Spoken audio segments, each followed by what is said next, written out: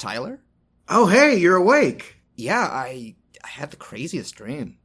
Yeah, you were out for like 6 hours. There was a pandemic and protests, and I hadn't even podcasted in like a year. Well, don't worry about it. You're back in good old 2020. Shit.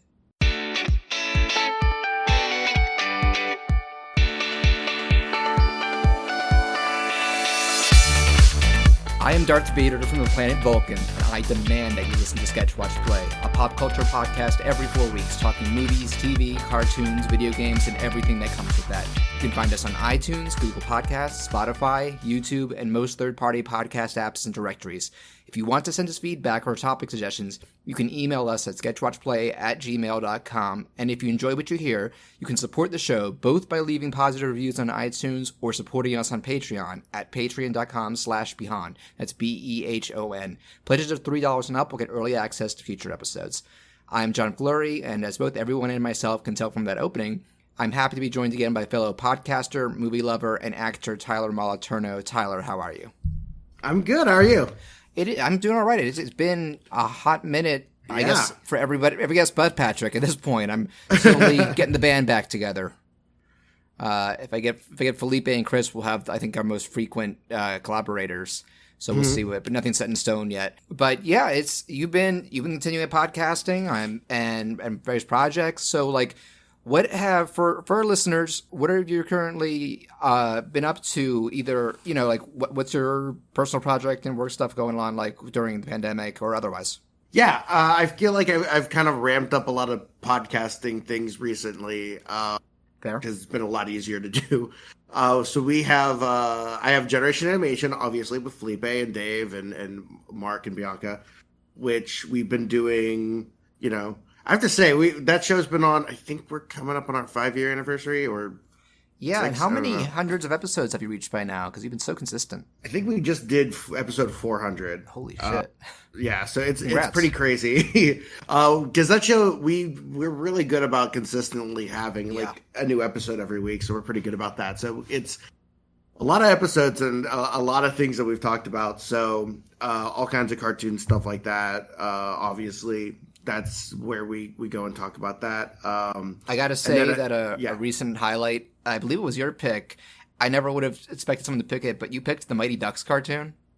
Yeah. And that was a hilarious episode.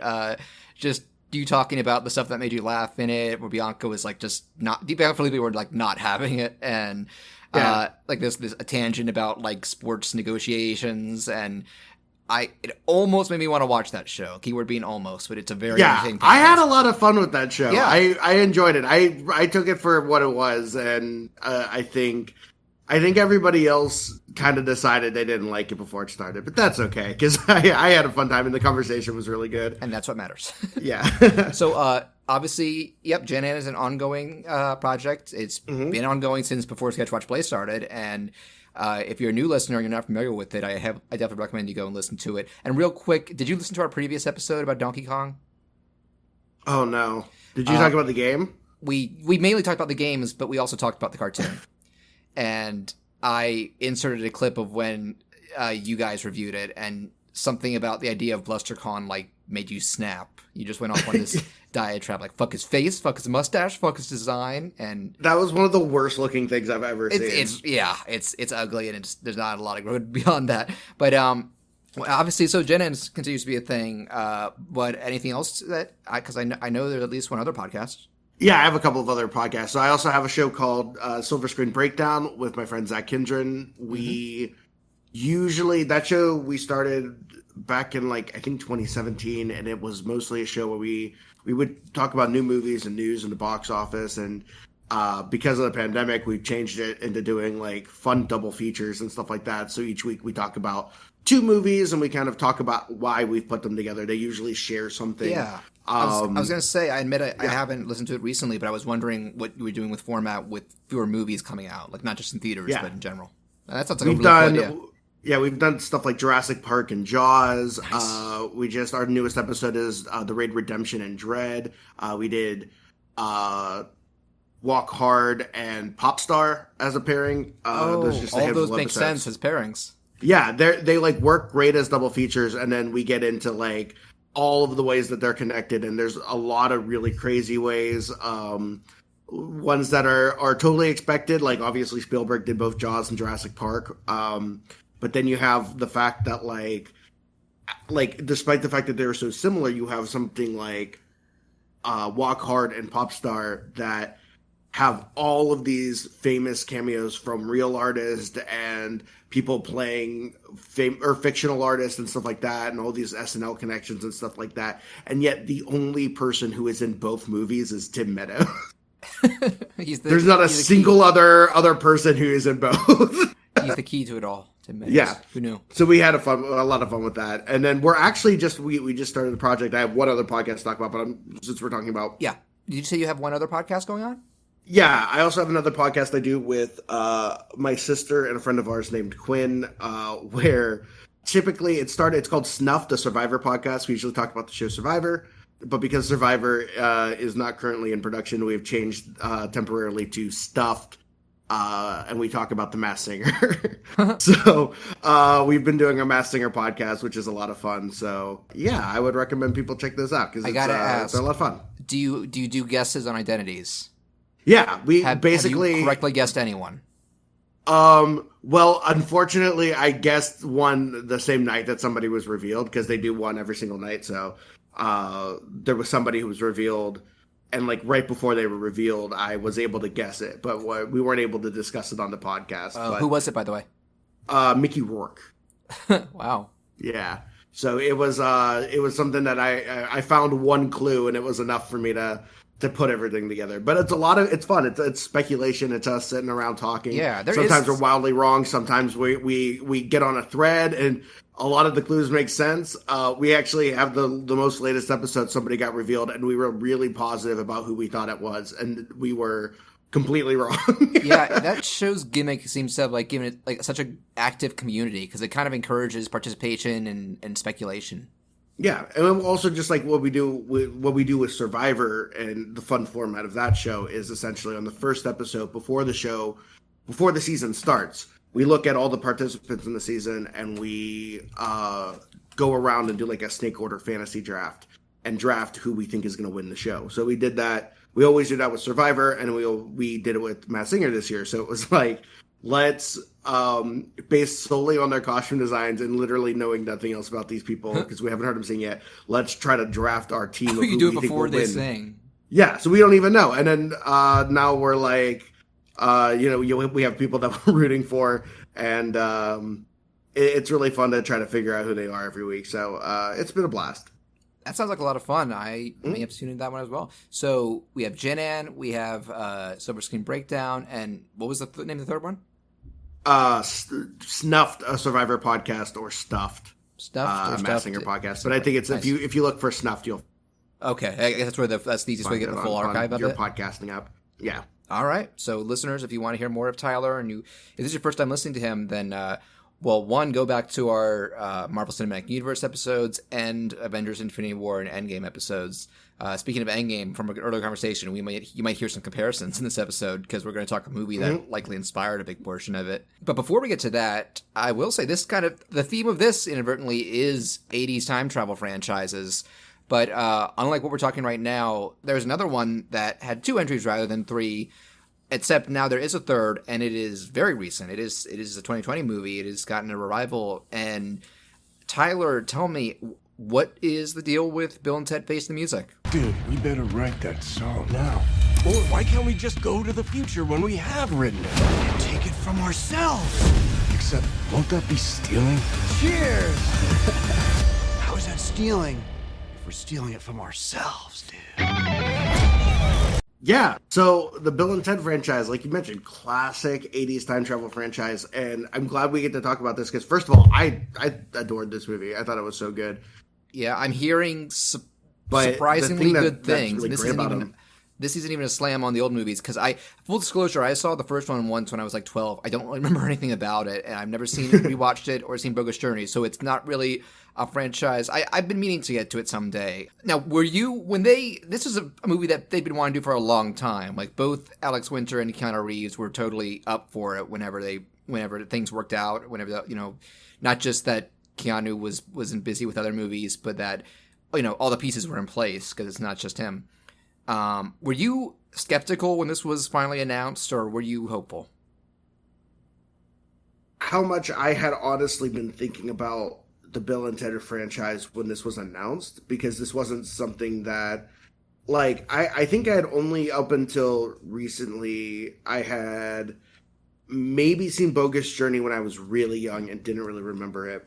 And then I saw Excellent Adventure in theaters when there was a late shift. The theater that does the 12-hour horror movie marathon, the Capitol Theater in Cleveland, showed Bill and Ted's Excellent Adventure, so I got to see it for the first time, and I really enjoyed it a lot. And then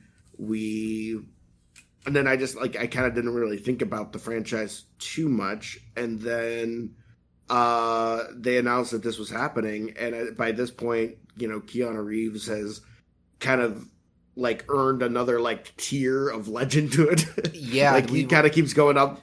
The Keanu Sans. Yeah. Speaking of which, Cyberpunk is out real soon. Yeah, exactly. Like, Patrick's he's just really everywhere, and people are loving it. Go ahead. He's everywhere. Like, he's in video games now too. Yeah, well, there was a long period where he wasn't.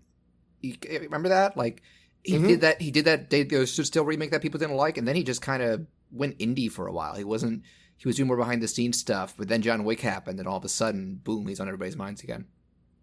And that franchise is just so good. I love those John Wick movies. Yeah. And so apparently the reason this movie happened was because of Steven Soderbergh. Actually, Really? Was the one who put the money behind it and got everybody back together. I don't remember how it started, but I think he was one of the reasons why they ended up doing it, because he was like, he was willing to produce. Let's get everybody together, and everybody involved in those original movies wanted to do it. The writers and Keanu Reeves and Alex Winters were like, let's do it. So once they had the money to do it, they went for it. That's cool. And it was the perfect, I think, movie for right now. That's what I'm hearing. Really good. That's what I'm hearing. Both that it's kind of good comfort food right now with a positive message.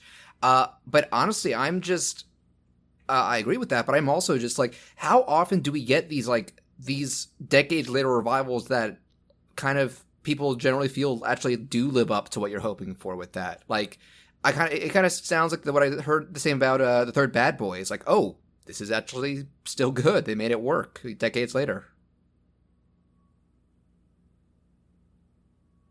Hello? Can you repeat your last sentence? You cut out.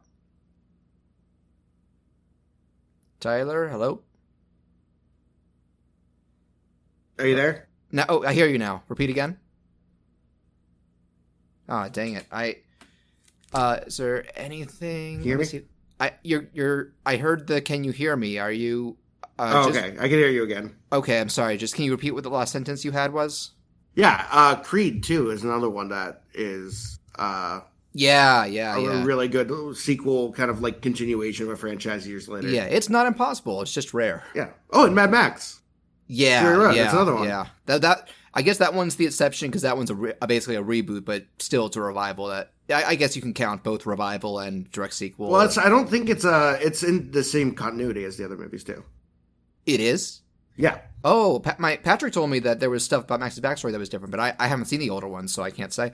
But yeah, it's possible. It's just rare, but I'm glad when it happens because I think it's not that his backstory is different. I think that there is stuff that has happened that they kind of alluded to that was not in any other movies. Okay, so yeah, who knows? But I think if you ask George Miller, yeah, I think he would say that it's still in the same continuity. But yeah, I mean, it's there's a lot of really fun ones like this, and I think this is just like a really good, like, feel good movie, I think. Yeah. So, Tom, what are some things you want to say about it? Like, what worked? What stuck out to you? Well, I think the big thing for me is that they do a good job of kind of tying aspects of both of the movies together, and these kind of like parallel storylines where you have like essentially the idea is that Bill and Ted have continued to try and write this perfect song that was going to unite the world because they have these lofty expectations of their future based on their experiences in the past. Yeah, I remember the end of the first movie alludes to that. Yeah, and that all of that stuff happens. All of the news clippings and stuff like that they talked about happen, but they've like steadily fallen off. People aren't as big a fan of Bill and Ted as they were, or Wild Stallions, I should say, as they were. Aren't they like wedding singers at the beginning? I think they're performing in a very funny joke from the old movies. Missy is marrying Ted's brother, I think. So that's like a joke, is that they're performing at that wedding because every movie she marries a different person in their family. But they don't really have a lot of fans. They're still trying to do this. But their daughters still believe in them, and they find out that there's something new going on where all of existence is falling in on itself, and the only thing that can save it is a song supposedly written by them. And so in true Bill and Ted fashion, instead of trying to write the song that they've been having so much failure trying to do, they decide to go ahead into the future and try to steal the song from their future selves. And so it's their kind of storyline is them going progressively further and further into the timeline and confronting future versions of themselves who are very wildly in how they're kind of doing. And it's a fun comparison to like that moment in the first Bill and Ted where they first meet the like future versions of themselves who have already started going on the adventure, and then later in the second one they meet the evil robot versions of themselves. Their storyline kind of feels similar to that because they're going through all of this like all these different confrontations with different versions of themselves, which is a lot of fun. And then you have their daughters, one played by Samara Weaving and the other one played by Bridget Lundy Payne, who does a incredible Keanu Reeves in Bill and Ted impression. I like Samara Weaving a lot, but Bridget Lundy Payne like nails the impression because they sound exactly like him. Because I haven't watched it. Do Bill and Ted still talk the way they used to? Yeah, Keanu Reeves' voice is so much deeper than it was when he did the original movies, which is kind of bizarre. But Alex Winters sounds exactly like he did when he was in the original movies. Yeah. And Bridget Lundy Payne just nails this impression of Keanu. And they essentially end up taking a different time machine. Bill and Ted take the original time machine from the future, and they take a future time machine, and they decide to try to put a band together to back them for this song that they have to perform. Nice. So that's very much like the Excellent Adventure timeline, where they go and they find all these musicians throughout time and convince them to like join a band together, and then they all kind of converge at the end. So there's still kind of a getting grouped together vibe. Yeah, and then not only do you have they do bring back William Sadler as the Grim Reaper, they also introduce a character of a killer robot, Terminator-style robot from the future, that the person in charge in the future, when they realize Bill and Ted have stolen the time machine, they send this Terminator-like robot to kill them, and that's played by Anthony Carrigan from Barry and a bunch of other really great stuff. And he's absolutely incredible in this. And I don't want to give too much away about that character, but it's one of the highlights of the movie. Oh, nice. Yeah, and didn't I read that the character of Rufus, because George Carlin died, they do a daughter for him too, or something like that? Yeah, his daughter in this movie is played by Kristen Schaal. And a very cool detail is that, Kristen Schaal her character's name is Kelly, and that is George Carlin's daughter's actual name. So nice. It's very cool that they tie that all together. And they also have a little vocal cameo from him at one point, which is nice. Yeah, he was one of the things I remember from seeing the first one. And I just think it's funny because George Carlin, I've seen some of his stand-up, and he was hilarious. But me being a child of the early 90s, I'm like, oh, it's Mr. Conductor. Yeah. And that was a wake up call when I saw what a sailor mouth he had. But he was a real talent. Yeah, I was in middle school, I think, when he passed away, and I remember basically like not knowing much about him at all when I was in middle school, and then hearing that he died, and he was such a prolific stand-up, and then looking through and hearing all of these classic bits that he did, and just being like, wow, I can't believe how funny this guy is, and it sucks that I find out about him right when he dies. That happens with comedians sometimes. Like I think Bill Hicks is a famous example because he's one who went kind of suddenly. Yeah, so, it's sad, but it's always nice that these things live on. I've been seeing more and more George Carlin clips. Yeah, I mean, playing on Twitter throughout the years. I mean, the day after I uploaded the last episode, Chadwick Boseman's passing came out. And obviously that was a huge loss, but I think it's been shining a spotlight on some of the cool stuff he did. You just keep hearing all of these amazing things about him that wasn't even something people were talking about when he was alive. Yeah, and just what a cool guy he seemed to be. So, pour one out for T'Challa. But anything else that you have want to bring up about this movie, like aspects of it or qualities of it or your thoughts? I just think that it's a really fun, tie-together thing. I think there's a lot of really good performances in it from a lot of different people. It's not like it's got a lot of really subtle jokes, but it does in a weird way, and a bit of a bummer way, continues the what is so cool about the Bill and Ted time travel aspect, which is something I'll get into when we start talking about the Back to the Future time travel implications in a second.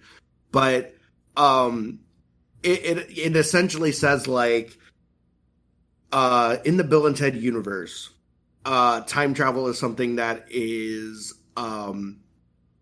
it's always happened, right? It's this like secular thing, and so it's one of those things where you kind of find out as it goes along. They keep trying to find this future version of themselves who've already accomplished all of their goals.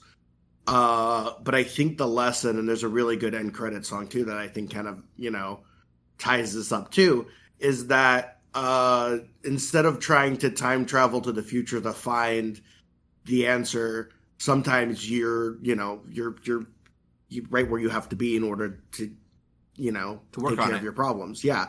That Bill and Ted being exactly where they are in that moment is the thing that needs to happen in order to save the world, not trying to go to the future or trying to go to the past. It's in the moment that they have to, find this thing. And what that ties into in their relationship with their family and stuff like that. It's a really cool message. And then when the movie ends, you get there's just this really, really great end credit sequence that I think was definitely shot post-pandemic that really warmed my heart and made me feel really good walking out of the theater. So, nice. Which, by the way, I saw this in a movie theater completely by myself. There's nobody else there. Right, so right. It's not like I was in a huge theater. I live in a small town, and there's. I mean, even beyond that, Tenet's the biggest movie of what 50 million or something. I'm lucky because I don't have to worry about a lot of people showing up at a movie theater in my town because we have a lot of movie theaters and not a lot of population. So yeah. I got lucky there. Until there's a vaccine, I'm just gonna wait for VOD and streaming for movies. Oh yeah, absolutely. But I will I think actually this would give me a good excuse to check out the original two movies while I wait for this one to make it to home release. It sounds like this is. I've been hearing good things about it. I've been hearing it's a worthy follow-up. It's a good feel-good thing for the tough times right now. It's just cool to see these characters again. Because this was honestly something because like I said, they've been talking about doing this movie for like over a decade, and I was always like, they're not. That's not going to happen. That's not going to. Do you know how old those are? That's not going to happen. And they're like, oh, John, here you go. Yeah, they made it work. Yeah, and shout out to Alex Winter because though I'm not, like I said, not very familiar with the super series, with the series as a whole, I have seen his maybe only major directorial movie, Freaked. Have you ever heard of that movie? Tyler? Hello? I think I've heard of it, but I don't think I've seen it. Oh my god. It's one of the craziest movies I've ever seen, but in a good way. It is 90s, and like kind of like the era of like liquid television, like short insanity stuff you'd see in between commercials, only a full movie. And actually, Keanu's in it as a mutant dog boy. At the end of the first act, he runs off chasing a squirrel. It doesn't come back until the last 2 minutes, because I'm guessing he was too busy. But it makes me wish we had more Alex Winter directed movies. I think he's done mostly like documentaries and TV stuff. But hey, good for him for sticking to it and for coming back for this. So I'd love to see him get hired to do more stuff, because it was fun seeing him again. Yeah, I don't think he's lacking in talent. And if this is, I guess it's done well, so maybe we'll be seeing more of him in some form. We'll see. So long story short, Tyler, definitely recommend Bill and Ted Face the Music.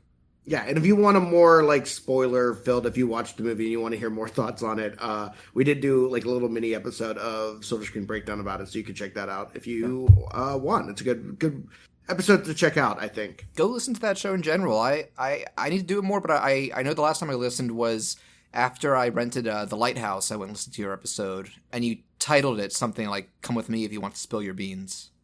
Yeah. Good movie, by the way. We kind of pride ourselves. A lot of our, we have a couple episodes about movies that we didn't particularly like, and we kind of go off on. But instead of a negative movie podcast, we pride ourselves on being a positive one, where we're always looking for what makes these movies good, even or important. And we have a lot of episodes that I think. I think the one that we always love to talk about the most is our Thoroughbreds episode, because that was a movie that we both enjoyed when we saw it in theaters. But then by the time we finished our conversation for the podcast, we had a whole new appreciation for it, because we discussed so many like aspects of it that we didn't think of in the moment. Which movie? Thoroughbreds. Oh, I haven't seen that one. Yeah, it's Corey Finley is the director, and he just did Bad Education for HBO, and both of his movies. We recorded an episode about that as well.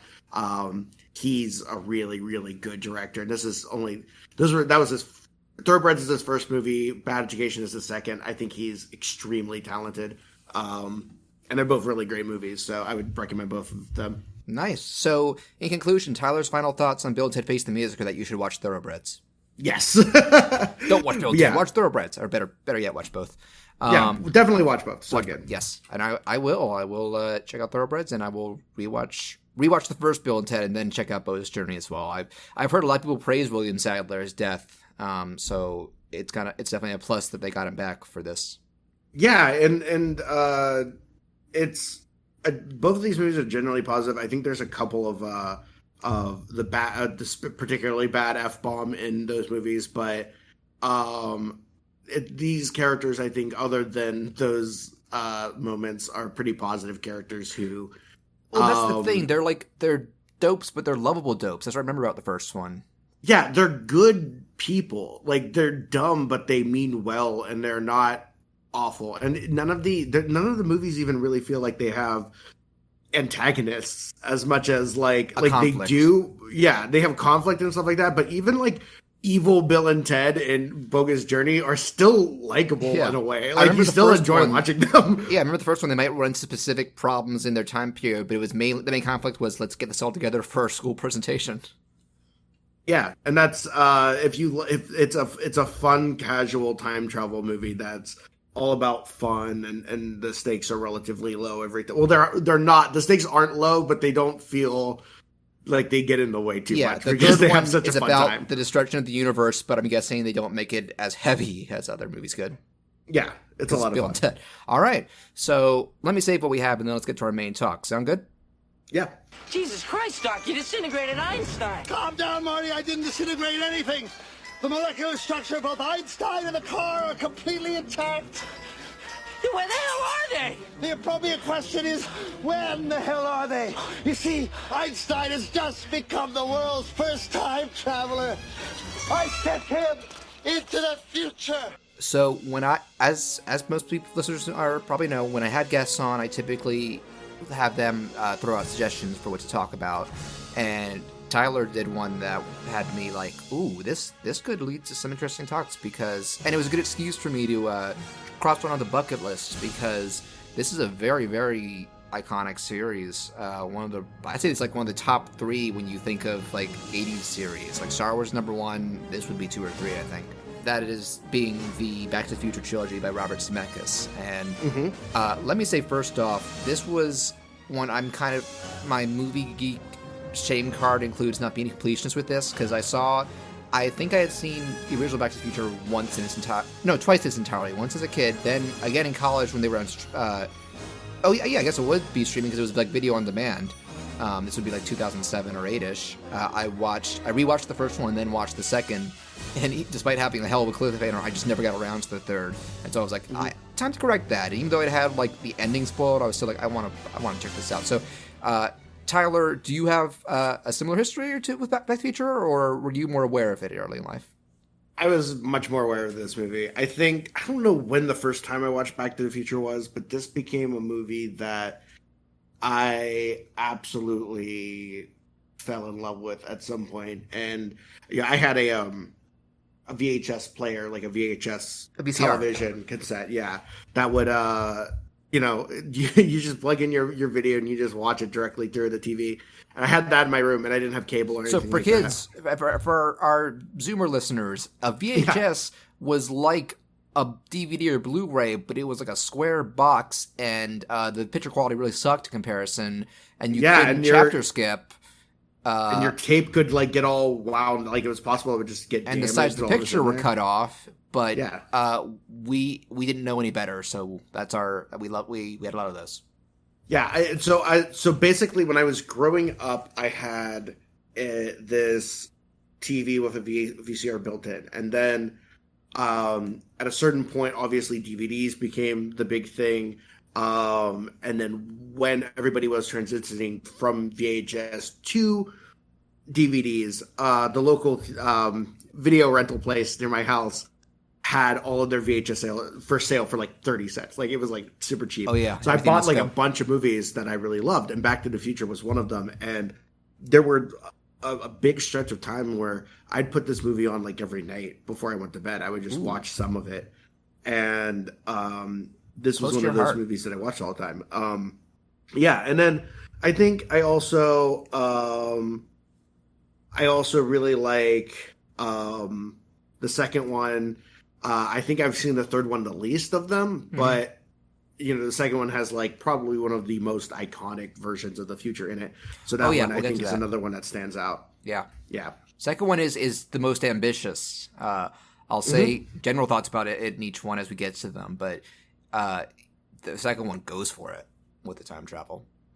But yeah, this is just is it safe to say like this is the time travel movie, the time travel property?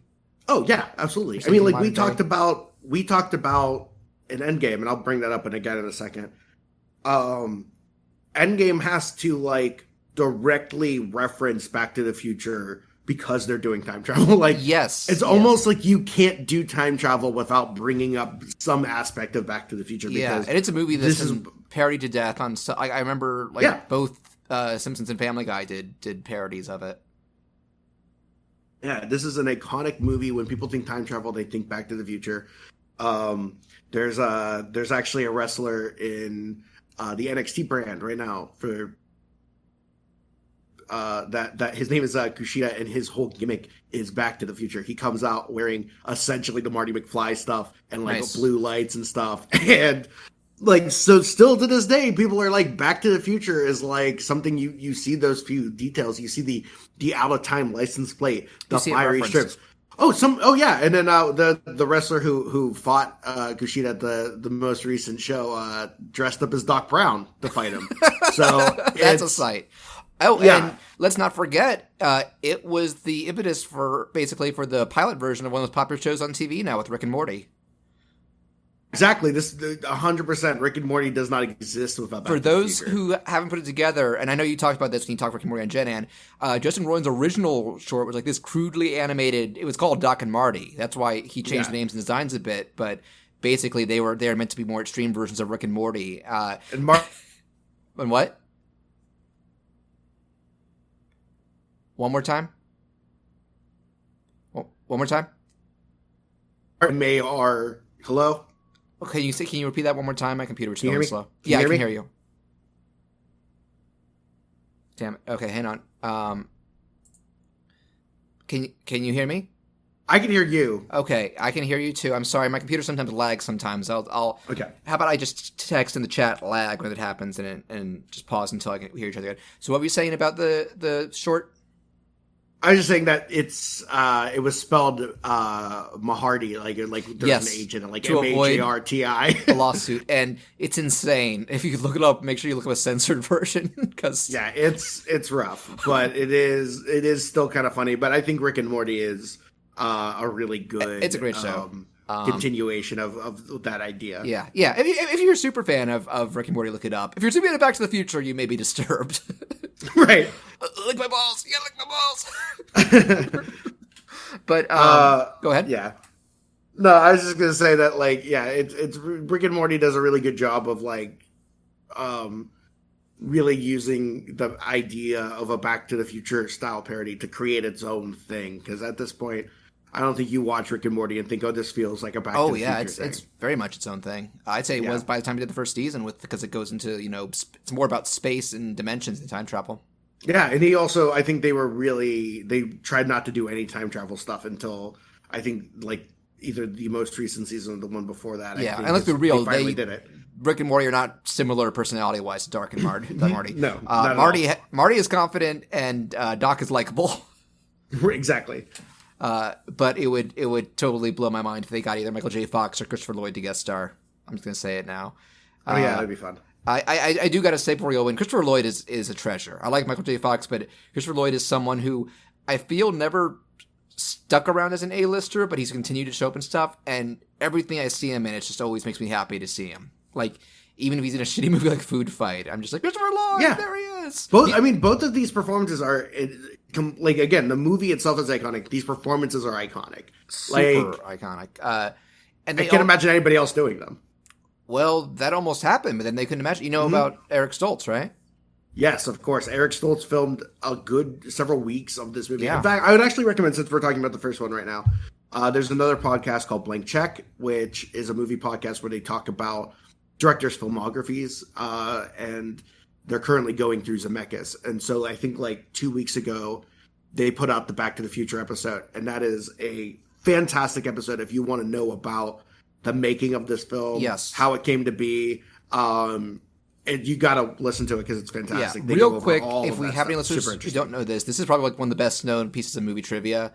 I believe they had always wanted Michael J. Fox, but when they originally were getting started, he was unavailable, so their backup was Eric Stoltz. They shot a ton of scenes with him, but it just became clear, like, he was miscast. This wasn't clicking the way they'd imagined for Marty, and they let him go, and by then Michael J. Fox was available. But that is just kind of like a crazy They actually, what happened was, specifically, they went to the person, because he was on Family Ties. Michael J. Fox was, that's where he got started. So he was on Family Ties at the time. They wanted Michael J. Fox, but he wasn't available. Right. And the Family Ties people were like, no, we need him. I think somebody was pregnant on the show, and they just came back, so their production was stalled for a while. And then they were like, fine, we can't get Michael J. Fox. We'll go with Eric Stoltz. They filmed for like a month with him, and then they were just like, they went back to the Family Ties people, and they were like, can we please get Michael J. Fox? Like, what do we need to do?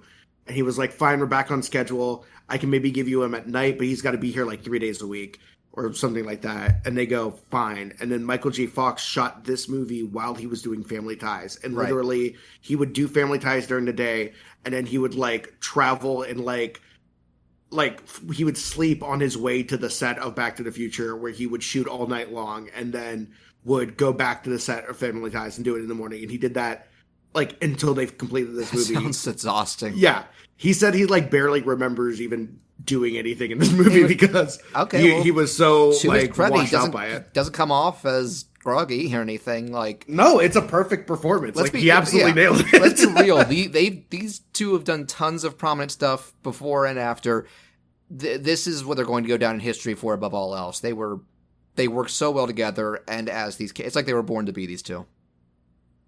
Yeah, they're absolutely perfect. And then the other one, so if we're talking about other people, I think John Lithgow almost got the Doc Brown thing, but Christopher Lloyd. Like, and if I had to replace Christopher Lloyd with somebody, I think John Lithgow would be a good choice, but he might you can't replace him. Yeah, and just real quick about Christopher Lloyd, two other things, because as he's gotten older, he's done a lot of voice work. My sister was a fan of that Cyber Chase cartoon when she was little. And it was, whenever I would be in the room and hear him as, I think it was Hacker, I'd be like, oh, hey, Doc. I enjoyed him a lot in Anastasia. He was Rasputin. That's actually one of like my personal movie quotes when I'm trying to calm myself down, where he did the whole, like, his head collapses. He's like, I have no feelings whatsoever. And prominent, relevant to previous episodes, they brought him into the Kingdom Hearts 3 DLC as Xehanort, the main villain, because Rutger Hauer had passed, and he knocked it out of the park. Oh, hang on. After this, can you say that one more time? Who Framed Roger Rabbit? Yeah, another Zemeckis movie. Yeah. He's just in so many great things. He's incredible in everything he's ever done. Yes. Even, like I'm saying, even bad movies like Food Fight, I'm like, he's not half-assing it. He's going all out, and he's got this larger-than-life voice and persona, and there isn't really anybody else like him. Yeah. But yeah, so let's get into these movies. I had talked about it beforehand because you want to take a unique angle with how we kind of approach some of this. And I did our usual thing of taking notes for each of these. I kind of blitzed them all over this week on Netflix, and I'll bring up some notes as they come up. But Tyler, let's start with Back to the Future 1. Where do you want to start with this? Okay, so basically, like I said, the angle I want to take on this is I want to talk about the actual time travel aspects of these movies and how they work, because I think that is, to me, what is so interesting about these movies. And I first of all want to state for the record, I love all three of these movies, but there's a lot of contradiction and a lot of interesting aspects of the time travel in this movie, and I just want to kind of go through them and just talk about like the implications and the way that these time travel aspects like affect the timeline. Yeah. And first of all, there are like we talked about Bill and Ted earlier. And so Back to the Future, Bill and Ted are probably the examples of the two time travel styles in movies that are most prominent. In Bill and Ted, you have a time travel where, like I mentioned earlier, anything that you will do, you have already done. Like if you're going into the past, you already did that. Yeah. So if you went to the past and changed something and then went back to your future, throughout your entire life, that thing in the past had already happened. Throughout all time, yeah. Right, because you went back in time, and you will go back in time and eventually. There are three approaches to time travel I'm going to bring up, and that's the first one. And then Back to the Future is the second one. Yeah. So in Bill and Ted, there's a famous scene where at the beginning of the movie, Ted's dad is saying that he can't find his keys. And the keys are like, obviously, like, he's a police officer, so the keys, like, let him into the police office. And so he's like, I can't find my keys, I need to go to work, and I can't find my keys, it's really frustrating. And then later in the movie, Bill and Ted realize that they need to get into the police department, but they can't because they don't have the keys to get in, the building's locked. And Ted goes like, well, my dad lost his keys like 2 weeks ago. And then they think, well, what if we went back in time before he lost them, and then we took them, and then we like put them over there, and we'll just do that after we're done doing everything else. And then they go back and they check and go, all right, there it is.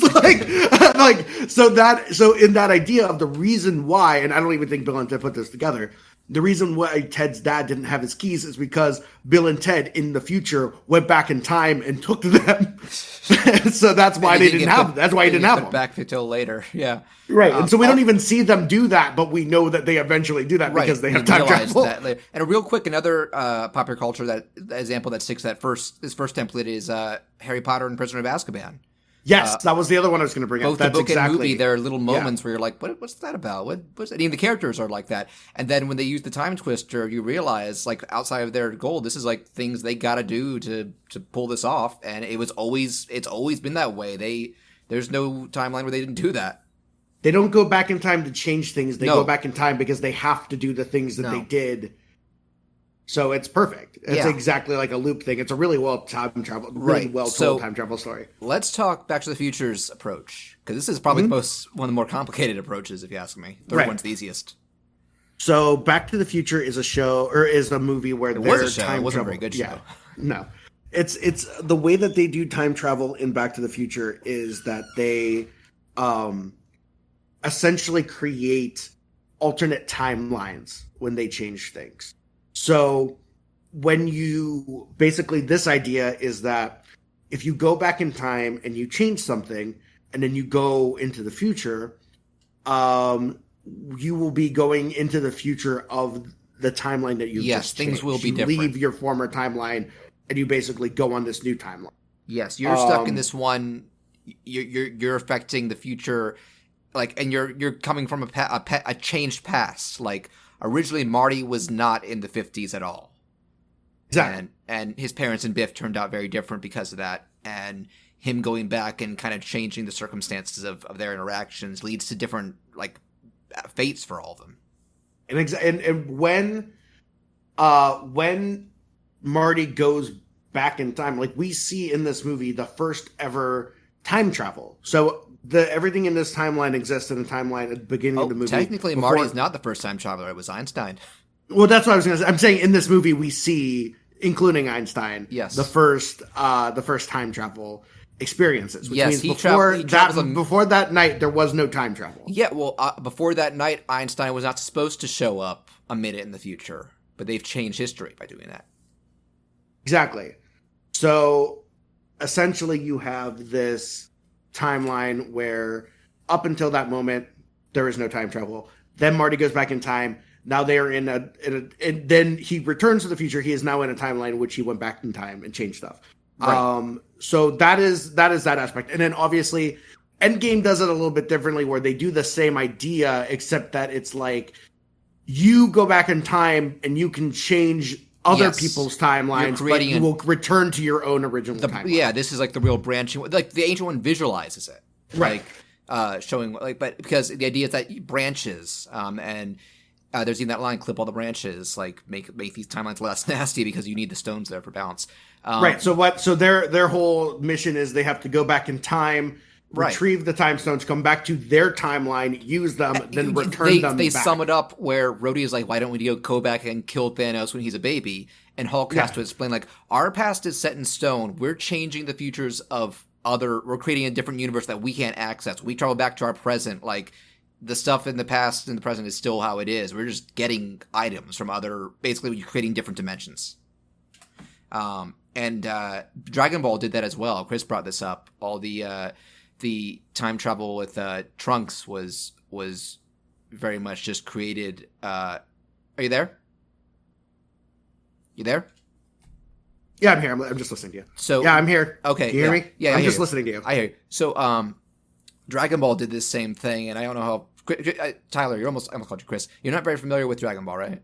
No, I don't. Okay. I'm not an anime guy. Yep, I know. But you've watched a few. I'm the one who got you to watch Tiger and Bunny, the one you love. Yeah, it's true. It's true. Real quick, so there's a character. Basically, kind of a reveal is that the Dragon Ball that we're watching is a branched timeline, because there's some androids that, like, decades later and after Z cause an apocalypse. So the son of one character gets a time machine and goes back to change it. He prevents it in this timeline, but when he goes back, he's still in, like, post-apocalyptic, so he just created a better world somewhere else. So that's like that other. And I feel like that's the one that you're still probably going to open up some. I was going to say collaborations or controversy. What am I looking? Tyler, help me out here. You're gonna contradictions. Yeah. But it's a little more easy to follow. Back to the Future, you've got a flexible timeline, so there's a lot more variables to keep track of. Yeah, and I think the tough thing about Back to the Future, and the more time travel that happens, the timelines get all wonky and weird, and that's what's kind of interesting. And you have these, like, little contradictions, but we're going to move through them real quick and talk about them as they go. Real quick, a more modern example that sticks to the Back to the Future template is Looper. Have you seen Looper? Yes. That has a very grisly example of, like, real-time timeline changing. Yes, it's disturbing. and the ending, too, which is... I'm not going to spoil it because it's a fantastic movie, but that's when I kind of walked out in a daze. You're just like, holy shit. Excellent movie, by the way. That's what helped me discover Rian Johnson. I've liked his both Last Jedi and Knives Out, too. He's a talent. Have you seen Brick? I haven't seen Brick, and I haven't seen Brothers Bloom, but I've heard great things. I haven't seen Brothers Bloom, but I've seen Brick, and Brick is incredible. I remember I saw Brick before Last Jedi, and I just remember thinking, like, I cannot believe the person who made this movie on, like, this incredible movie that had, like, no budget is making a Star Wars movie, and, like, how crazy that's going to be. It made sense to me when I had seen Looper and I heard he was getting it, because that is a sci-fi, but that is, like, such a darker movie, and to be fair, Last Jedi is a pretty grim movie, so it makes sense. Yeah. It just also blew up the internet. But I will say, well, if we're back to the Back to the Future 1, I gotta give credit to, this is nothing to, like I said, I took some notes, something I gotta give credit to on just a technical level. When you think about it, that opening shot is amazing.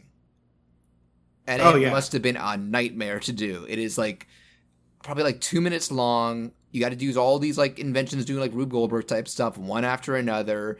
You got to make sure the camera's panning right. You got to make sure you catch what you're supposed to. I don't think there were any optical effects or cuts. It's all practical. It's all one big shot, and it gives you so much great subtle exposition where the first time you watch it, you're probably just thinking, oh, this is like a fun Rube Goldberg thing to watch, until you watch it again and you go, oh man, there's so much. You kind of forget they're talking about plutonium stolen and stuff like right. Then you rewatch it and you're like, oh, this is world and character building, especially for Doc. You see the story about Doc Brown's past. You see like his family, the newspaper clippings about his house being burnt down, all that stuff. Really interesting stuff. And then Marty walks in and reenacts the ending of TMNT 2 Secret of the Use. He gets shredded. Hell yeah. Okay, before we move on, real quick, when I got to ask your take on this, Tyler, because when I mentioned the last episode that we were doing this, Patrick said, John, I just want you to ask Tyler one thing. Why do you think this teenage boy is hanging out with this old man? Because that's one of the things, that's just something that's never elaborated on. Here is now there's a weird thing, and I'll talk about this in a second because I believe this answer would technically change later. But as of the first movie, the way I see it is I think Doc Brown, and I don't think they ever say this. This is just what my interpretation is. I think Doc Brown posted a job listing for a lab assistant, and Marty took it. That would make sense. That's kind of how it felt to me. Like he was doing an internship or assistant job outside of school. Yeah, I think that he might have found something where like Doc was like, "Hey, I'm looking for somebody. Like, I'll pay you some money to help me out." And so that's how he was like, "Oh, I was gonna say maybe they're neighbors, but I don't know if they ever show where Doc's house is in proximity to Marty's. Yeah, I don't think it's anywhere near. I don't get the vibe. I know the estate was farther away with that. Oh, no, well. Actually, we kind of do, because we know that Marty's house is in a development that has not been built yet, kind of out a ways from everything else, and Doc's house is like in the middle of town. It's built in the 80s. You're in the 50s, but I think that's the one that burned down. Is Doc's house in the 50s? So his garage is still there. Oh, the garage that they leave doesn't have a house on it because the house burnt down, but the garage he moved into his garage. Okay, they are not nearby. So okay, well, real quick. So it's the same location that he goes to in the past. Yeah, it's the same place. Okay, they're not neighbors. I could be wrong about that. Yeah, it probably was just he needed an assistant and they bonded. I will say I've name dropped the Hey Did You Remember podcast. Are you familiar with this one, Tyler? I don't think I've listened to it, but I've heard of it before. It's fantastic, and we've actually gotten some shout-outs by being patrons of theirs. They have a nostalgic movie and occasionally TV approach where they revisit a movie from that's at least like 20 years old, discuss their memories with it, and then kind of do what we're doing, go step by step and joke and critique. One of the main guys had a great theory, even beyond like the job or their neighbors or whatever, but like why they would bond.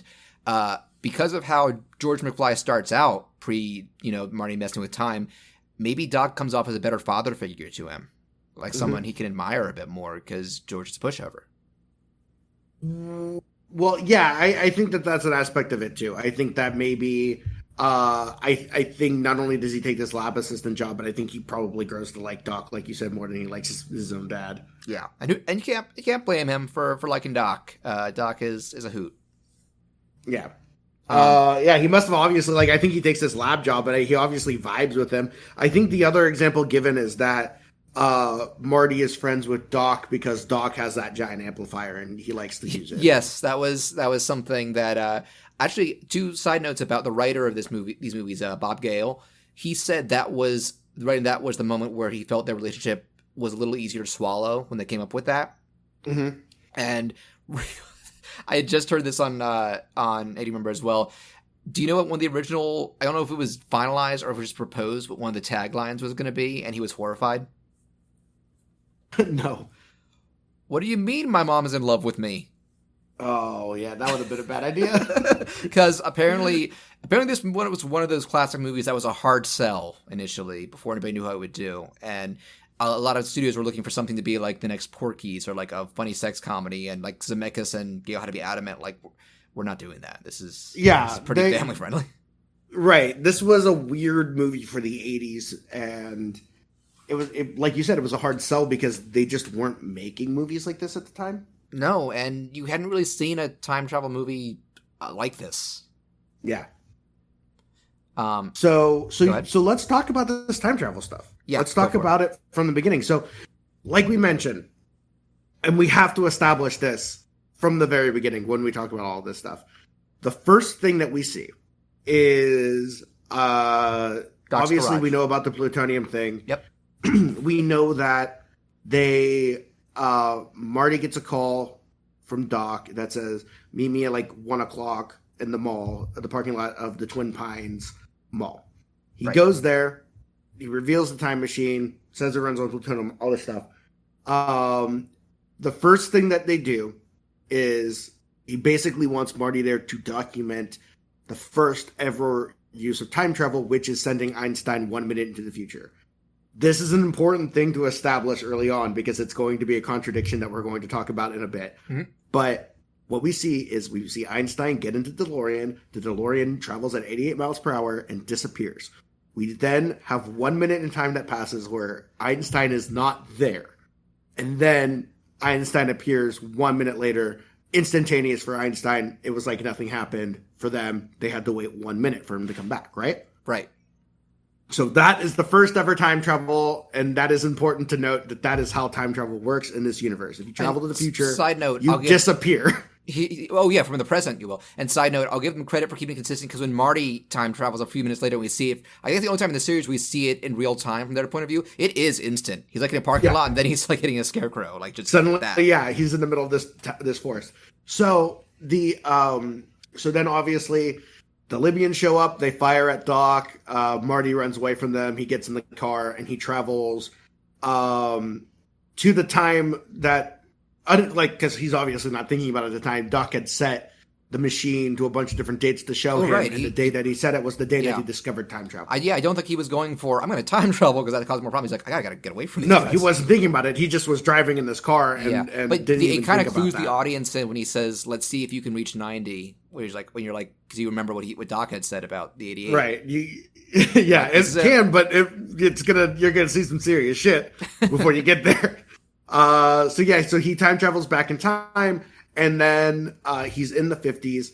Like you say, he hits a scarecrow. He also hits a tree, which is the first moment where now, had Marty maybe just hit that scarecrow, maybe things wouldn't be that big of a deal. It's butterfly effect. Maybe it is, but when Marty hits that first tree.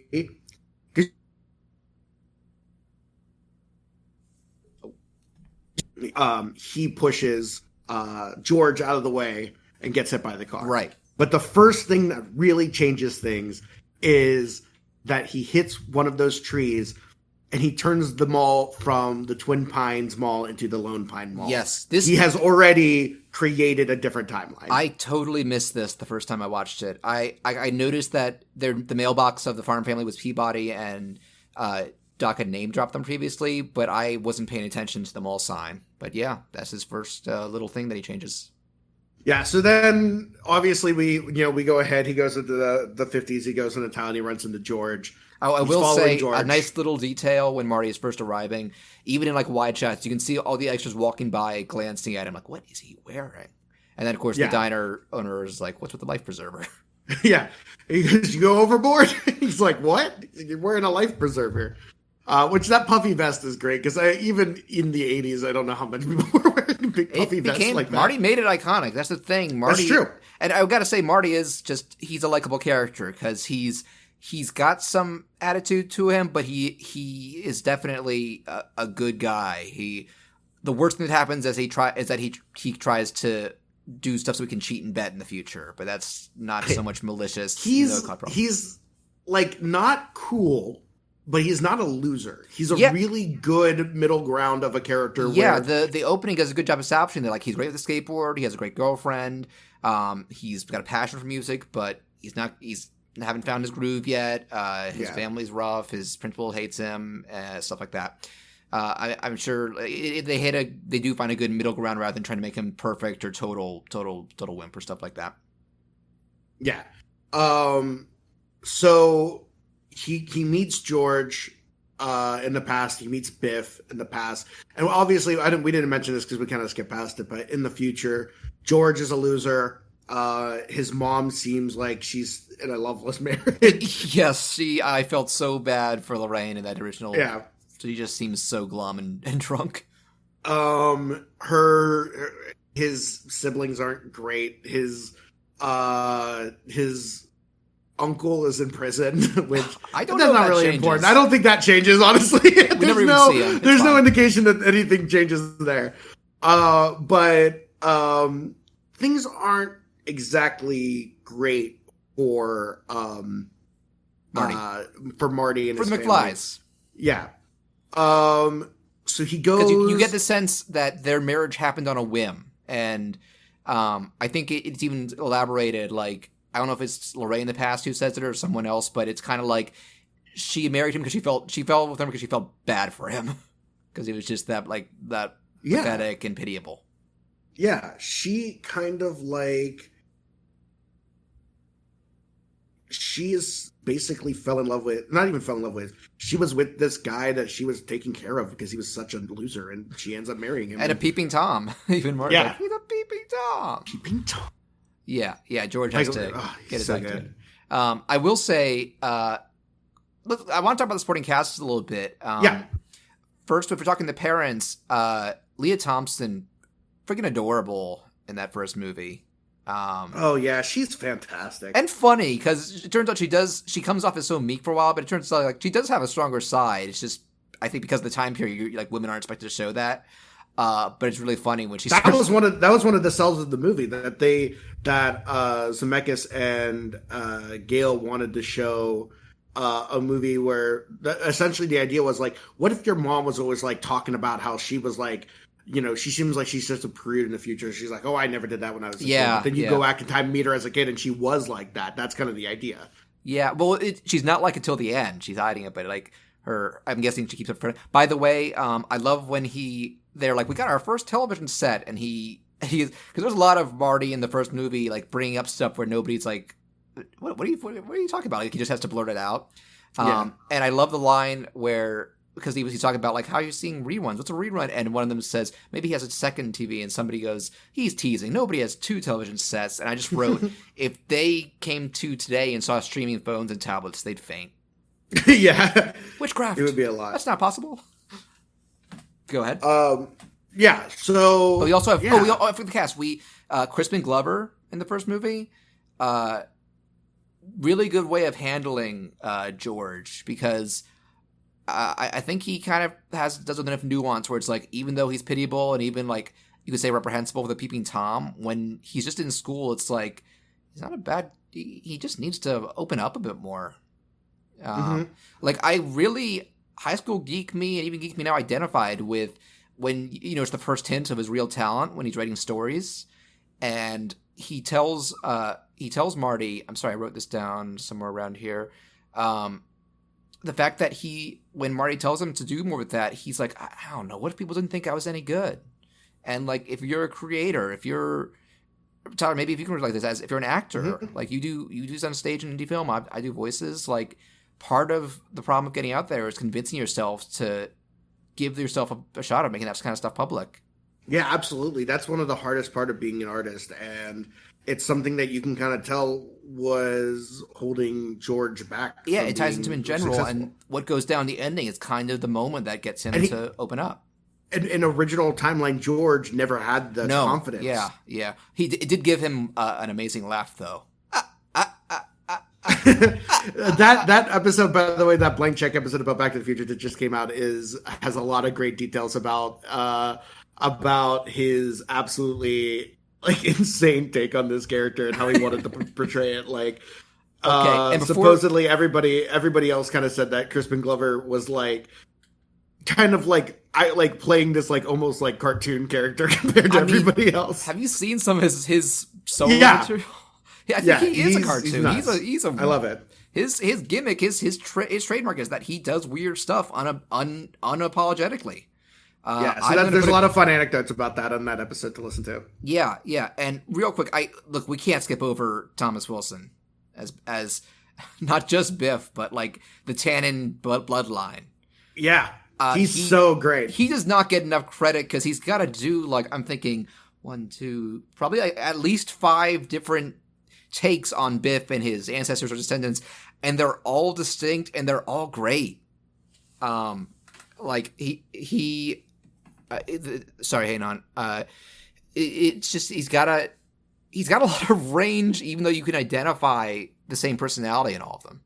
Yeah, like it's always Biff, but like when you see the scenes of him, this is jumping ahead a bit, but in the second movie where he's old Biff talking to young Biff, and it feels like it is 2 different actors playing against each other. Yes, he's so good, and it's really that's the showcase to me.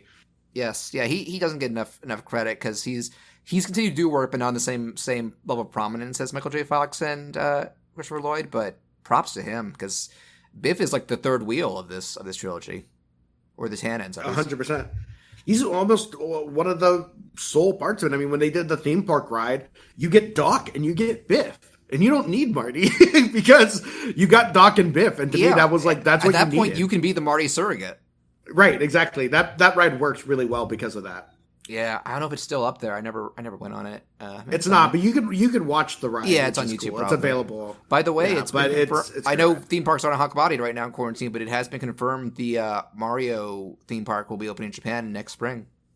I can't wait to see what that ride looks like. No, it's like a whole section. No, I know, but like the ride inside the Mario Kart ride, I can't wait to see what that looks like when Mario it's done. fan. I've been playing 3D All Stars and Mario 35. I'm down. But look, Charlie, what's the next point of the time stuff in the first one you want to talk about? So essentially, Marty inserts himself into this narrative of trying to Cernio de Bergerac George into a relationship with his mom so that he will be born. That is important. Also, his relationship with Doc is important. They get very close as they try to figure this out, and that's important as well. I gotta say, my favorite. I think most people's favorite part of him initially trying to convince Doc, because Doc thinks he's just a kook, is who's president in 1985? Ronald Reagan, the actor. It's kind of like if you did it today, Donald Trump, the building tycoon. It's kind of like And oh my god, like you watch Back to the Future, like Donald Trump was an inspiration for that character even then. Wait, in what? In 2? In Back to the Future 2 for Biff. Yes. Present day Biff. Oh, very much. He copied the haircut. Yeah, and I've always fantasized. My pitch has been that I've said this on Twitter a few times. They are never going to do this.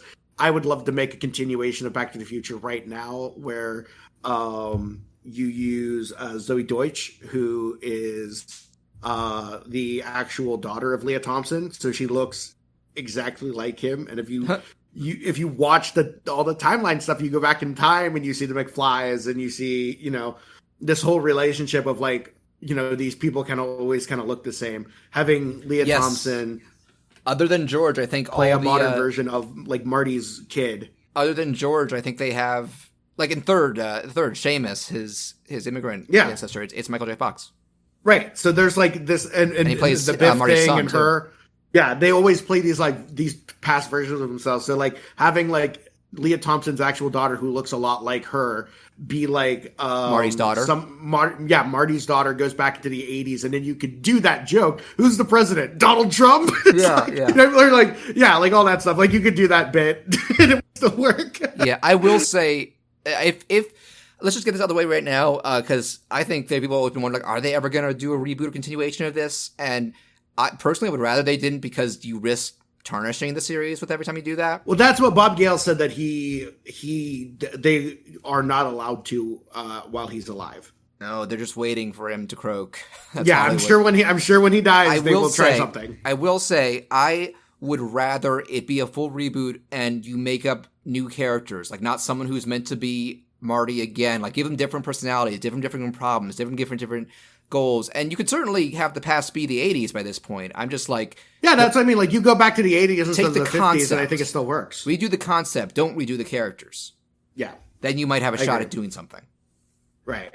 So yeah, that's what I think, but I don't think they would ever do that. And then you also have the problem of trying to figure out how you can do a Back to the Future with somebody other than Christopher Lloyd, because he's certainly, like, he's still doing stuff, but he's much older, so it's more difficult for him to film a whole movie. By the time Bob Gale's gone, Christopher Lloyd could conceivably be gone as well. Yeah. I hate to say that, but, celebrities drop dead left and right. Right.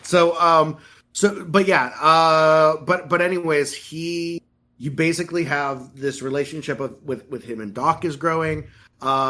He's trying to get George to be a little bit more confident. Yeah. Oh, side Lorraine, thing I just want to bring up. It's a great visual indicator. Do you remember when he's first trying to talk to George about Lorraine and they're at the gas station? Marty's trying to open a bottle of, like, Coke or something?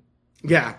And it's still, George is still this meek guy, and George's like, what are you doing? Come here. And because Marty's struggling with it, he just takes it and, like, knocks it across the side of the gas terminal and gets it open. Yeah. It's a great visual indicator of, like, George has more strength than he gives himself credit for.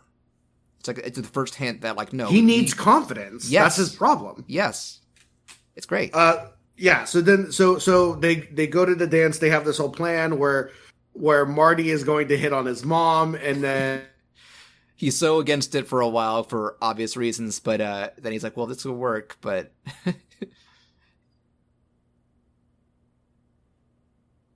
Oh, hang on. Once he gets that all squared away, he can go back to the future. And then that all gets intercepted when Biff enters the program, and then instead of it being Marty playing pretend, it's Biff for real, and George still has that confidence of saying, like, no... Yeah, and punches him, and that gives him the confidence later. Yeah, and well, the other thing is, like, even if Biff hadn't tried to straight up assault Lorraine, Biff is a creep at the end of the first movie, and then in the second he goes into, like, full-on supervillain. But I will say, even if he had interceded, like, I love the fact that Lorraine goes for it and it still doesn't work. Like, even she can't tell why, but she's like, man, this doesn't feel like I was hoping it would. It's like kissing my brother. Yeah, I love it. Yeah, she does not care for that. And I love that you fix those two problems that we noticed in the 80s version of Lorraine and George, which is that, George is this weird, unconfident weirdo, and Lorraine is, like, in this loveless marriage with him. And then when this whole thing happens, they have, like, he's got the confidence. She has that romantic interest in him for real. Yeah. And now they actually have a better, more real relationship that goes through the years, which is great. And then you have the moment, one of the biggest moments of this, where Marty performs Johnny Be Good at the dance. Yes. It's awesome that Marty basically helps create rock and roll in this timeline and gets to shred. It's less awesome that the singing voice sounds nothing like Michael J. Fox. Right. It's Michael J. Fox if he was a chain smoker. Right. So here's the thing that's interesting about this, because obviously what happens is, and we are going to time travel to the future, and then we will talk about the implications here. Sure. So then what happens is Marty plays the Chuck Berry song "Johnny Be Good." And his Marvin cousin Marvin, yeah, Marvin Berry calls Chuck and says, "Hey, that song you're looking for? But listen to this." And so Chuck Berry listens to Marty play "Johnny Be Good." Yes, and then so that happens. We don't need to talk about the implications of that now. That happens. Yes, it's now a timeline where Marty created Johnny Be Good. Yes, more or less. So, but we'll talk about that in a second. So then what happens is they go to the future. They have the scene with the lightning strike that hits the clock tower. Yep. I love this detail of Back to the Future that it's a lightning doesn't. Oh, that's actually in the song too. That lightning doesn't strike the same place twice, and they need lightning to create the power needed to time travel. And it just so happens that yes, if they do know when lightning will strike, which is such a cool detail of this whole thing. Marty's lucky there that there's a lightning strike that he knows from his past. That, this is going to happen then. I will say, I got to say, like, this whole, I think this is, all three of these are good movies, but I think I'm in the consensus that this is the best one. And one of the things that I think makes for me is that whole third act is really strong. Like, you get really invested in all of it. I feel like most movies, after, at the point where Biff gets knocked out and George Lane Connect, like, that'd be it. That'd be just, okay, go home, wrap everything up. But there's still finalizing it by singing the song, and then the whole stuff with Doc. Like, I was on the edge of my seat even knowing the ending. Like, especially when, like, he has, like, 2 inches that he has to make to it. That he has to go, like, slide down to the tree and stuff like that. It's just so good. Yeah, it's such a great sequence. It's amazing. But you also have Marty who basically goes, I need to tell him that he will get shot in the future because I don't want to lose him in the future. Yeah. And obviously he's like, no, I don't want to change the past, or I don't want to change the future. Nobody should know about their future because that'll change things. The thing that I don't know, maybe Doc figures out in the preceding years is that that's already happened, so it doesn't matter if he knows about his future because at this point we've changed things. So maybe he realizes that. But you have the great realization where Marty is like, I wish I had more time, and he goes, more time? I'm in a time machine. And so he sets himself a little bit earlier so he can try to get there in time. But the engine dies on him. Right. So then this is a new timeline. He travels to the future. We are now in a new timeline. Marty arrives just in time to the now Lone Pine Mall to see Marty go back in time to the 50s. They reshoot that scene from like a faraway point of view. Right. So this is now when we have to talk about the implications because things have happened here. Now. Okay. So we've established in the intervening years, George and Lorraine have a good, loving relationship. They still have their kids, which is super important. But now they're in this relationship that is much better for both of them. George is a successful author. Yeah. Lorraine is in a good, relationship. Their kids have better jobs because of all of this. The brother was at like a fast food place and now he's a businessman. The sister, they never touched on her job. She might be in high school, but in the old timeline, she's struggling to date, and then this, she's talking about meeting for a date or a boyfriend or something. And Marty got his truck, so. Right. So, Marty got his truck, and that's important. So now, we have that. The relationship of his parents has changed both their lives and his siblings' lives, right? Oh, and Biff's.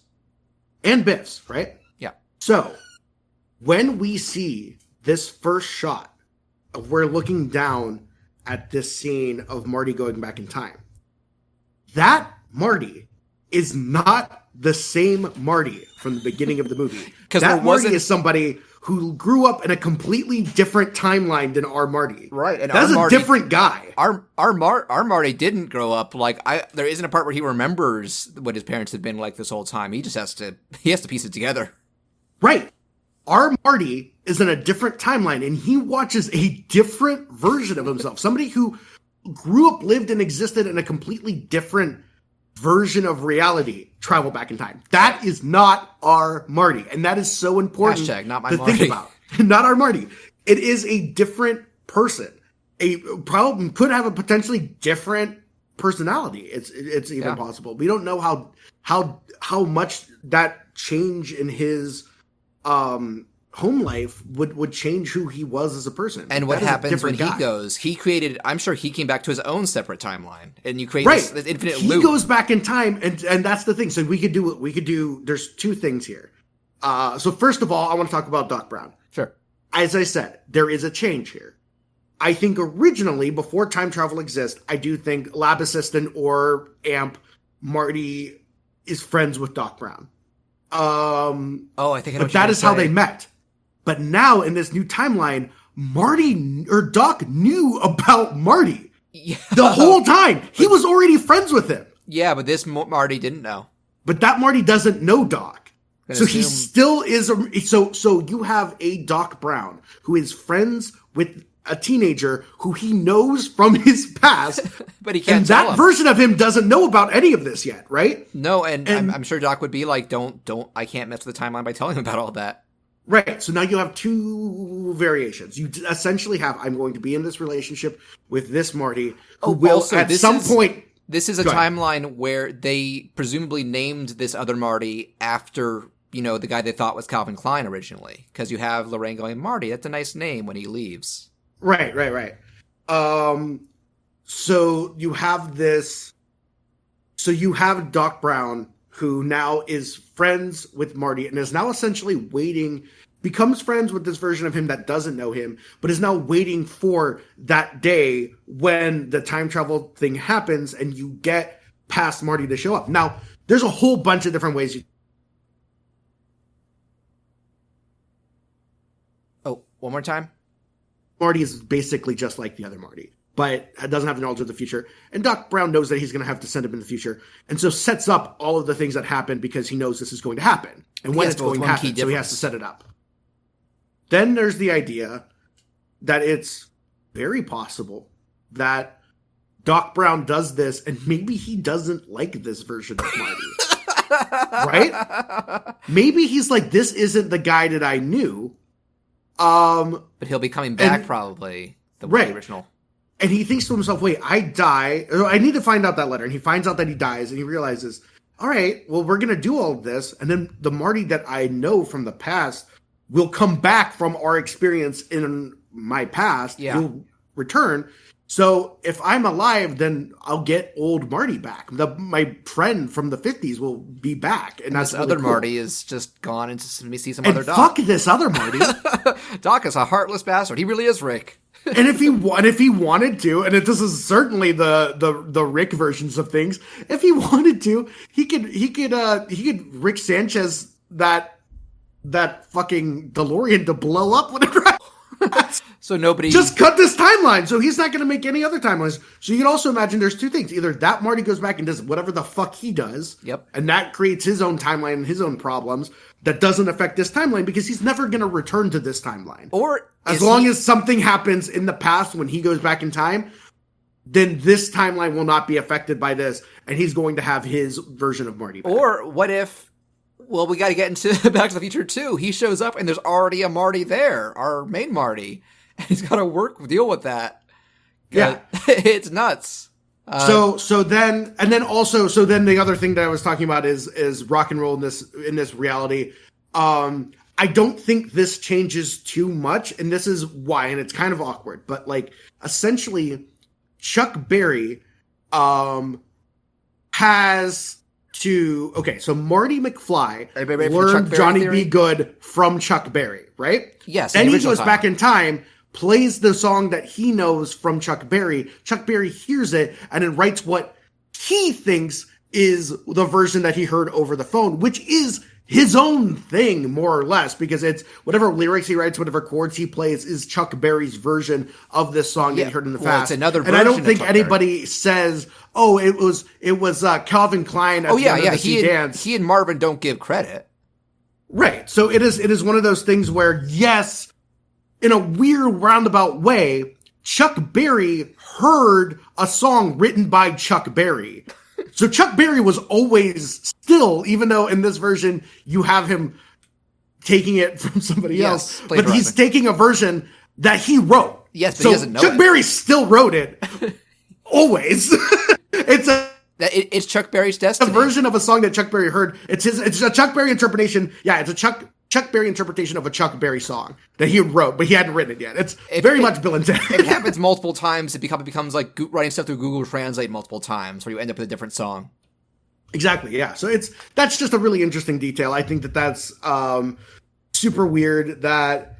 But I don't really think it affects the timeline too much, unless Chuck Berry is struck in with guilt that he stole a hit song from some source that he's never heard from again. I mean, I think to them, Calvin Klein disappeared into the ether after. Yeah, and that's the thing. You could say that. Wait, hey, maybe Marvin Berry was like, "Let's find him." Whoa, we need to get we need to find that kid and have him play with us, and then he disappears, and they're like, well, the song was really good and we heard them play the song. Why don't we just write that song? And then it's their memory of the song. They have to write it themselves. They're not like, they didn't have it like recorded. So it's still their interpretation of the song. That's true. It could be different. It could be a different song now than it was when Marty. It wouldn't be one. That's a possibility. Yeah, it probably wouldn't be 1-to-1, but it would still hear it. It would be like if both existed in our world. It would be like Ice Ice Baby, where you're like, oh, that's a ripoff. Exactly. So we've established that now this is a different timeline. These people are different. Marty has gone. A different version of Marty has gone back in time at this point. His adventures, we never know what happens to that Marty. We never really find out. It doesn't matter. You can come up with a million different ideas and a million different loops for that version of the character. That's just, he's gone, never to return. But then, you have him meeting Jennifer. Luckily, this other version of Marty is still in a relationship with Jennifer. But again, the version of him that wooed this that version's gone. Everything else, piece together what happened because it is a different guy.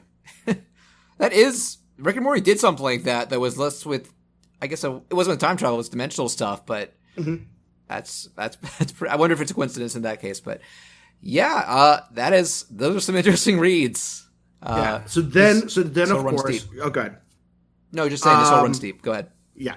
So then Doc says, I want to go and experience the future, travels to the future, and then arrives the next morning, says, oh no, you and Jennifer are fine. It's your kids. Something has to be done about your kids.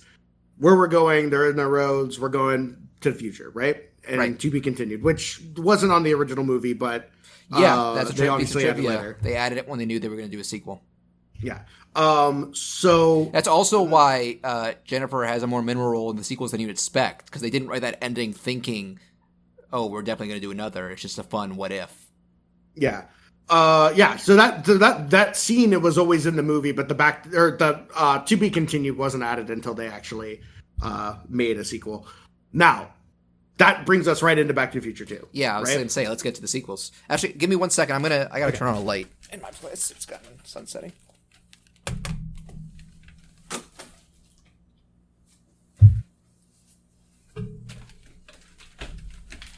And real quick, another of the most best-known piece of trivia about this, the sequels had 2 recastings in the supporting cast.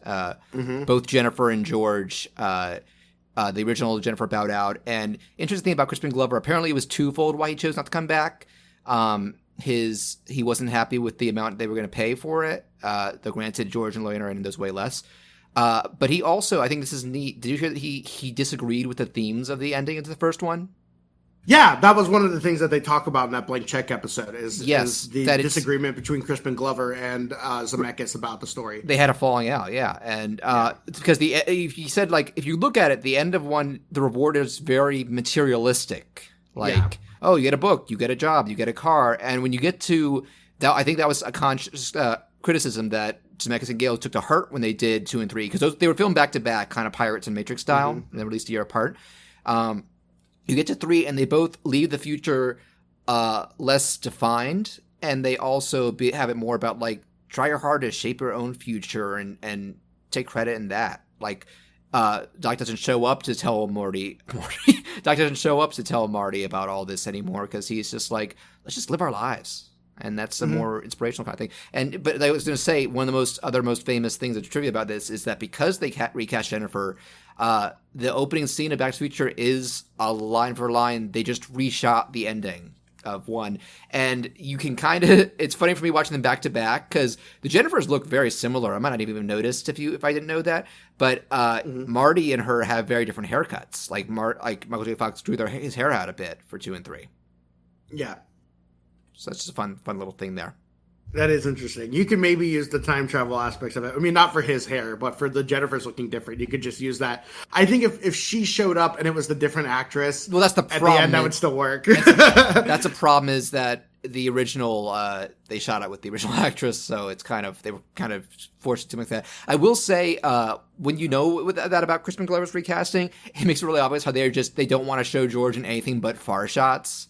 And it's I got to me at the end because when they're recreating the first movie, because they're still doing close-ups of Lorraine, and that kind of gives a dissonance. I'm like, either don't do those close-ups of anybody or just do a close-up and we can get used to, we can accept that's a different Jennifer, we can accept that's a different George. Like, it's like they didn't have faith in their audience.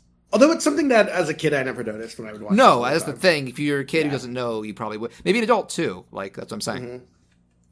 Mm-hmm. All right. So this is the biggest thing, and this is where I have to state, I love Back to the Future 2, but we need to talk about the fact that this does not make any sense. Yeah, I like all three of these movies, but I'll say right now, I think 2 is both the most ambitious and the one that works least for me on a story level because it crams in so much compared to the others. Like, this is the one that goes whole hog with time travel. Like, every act is a different movie. And it's cool for the first 2/3, but when you get to the end and you're revising the first and you have multiple, they just keep prolonging this conflict with the almanac, I'm like, this is exhausting. Just get us to this cliffhanger. It is a very impressive cliffhanger. So that's my main problem with 2 is that I think it's overstuffed, but it is good. So yeah, it's a lot of fun, but it's got a lot in it. But this is where it starts, because this doesn't make any sense, because we've already established how time travel works in Back to the Future. If you travel to the future, you disappear from the timeline. We saw Einstein travel 1 minute into the future, right? Yeah. Einstein did not exist in the 1 minute that he went from the 1 minute to the next. For him, it was instantaneous. For everybody else, Einstein was gone for 1 minute, right? Yes. So what happens is Doc Brown gets into a time machine, travels to the distant year of 2015. It comes right back. And then when it arrives in 2015, he spends some time in 2015 and experiences this situation with Marty's kids and their relationship and all this stuff that we see in 2015 in this movie. Griff getting the son arrested. Right. He goes and he sees all of that, then says to himself, I gotta fix this. Let me go back in time and get Marty and Jennifer, bring him here to help me. They do that. He goes back into 2015 with Marty and Jennifer. Everything that he saw should not be there when they arrive, because Marty and Jennifer have not existed for all of that time. and there should be another Doc walking around, right? No. There's no other Doc, because Doc is in the time machine too. Okay. If Doc arrives in a 2015 version where he was gone for that entire span between the time he leaves and the time he arrives in 2015, there is no Doc Brown. Okay. Because Doc Brown has just traveled through the future, which means Doc Brown didn't exist from 1985 because he until came back. 2015. He's coming back and taking them changed the timeline. It changes the timeline again. So first time he experiences a timeline of 2015 with no Doc Brown. Then he goes back in time and he discovers a 2015 with no Doc Brown, no Marty, no Jennifer. Real quick, do they say if in 2015 Doc is meant to be dead or if he's elsewhere? Like I don't think they ever say what Doc's deal is, like outside of time. He doesn't exist in 2015. Oh, you mean, I guess when you get to the end of 3, he doesn't. No. I'm saying the way time travel works in Back to the Future, there is no Doc Brown in 2015. There shouldn't be a Marty or Jennifer in 2015. Because when they arrive in the future, you can't exist in the time between then. Yeah, but there's a version of them that has existed to that point. That's what I'm saying. It's wrong. I'm saying this movie doesn't make any sense. Whoops. Because the way time travel works in Back to the Future, when he takes Jennifer and Marty to the future, there is no future Jennifer or Marty. They don't exist in the future because they disappeared in 1985. Never came back, and yet there's another one there. It's a separate one. Right. That doesn't make any sense. They shouldn't have... Like, obviously, when Doc... Everything that we see does make sense for a Doc that went into the future, right? Yes. Because, essentially, they're seeing... Right. And they're seeing what, honestly, would probably be what Marty and Jennifer's lives are like if Marty didn't have Doc anymore, because Doc disappeared in 1985, never sees him again. Now we're, several years in the future, and this is what his life is like. And that makes sense, sure, because I think Doc Brown was a really important figure in his life, and he just up and disappeared in 85, which he knew he was leaving, obviously, but he doesn't see him again because he leaves, right? Mm-hmm. There is no Doc Brown in the years between him leaving in 1985 and 2015, because that's how time travel works.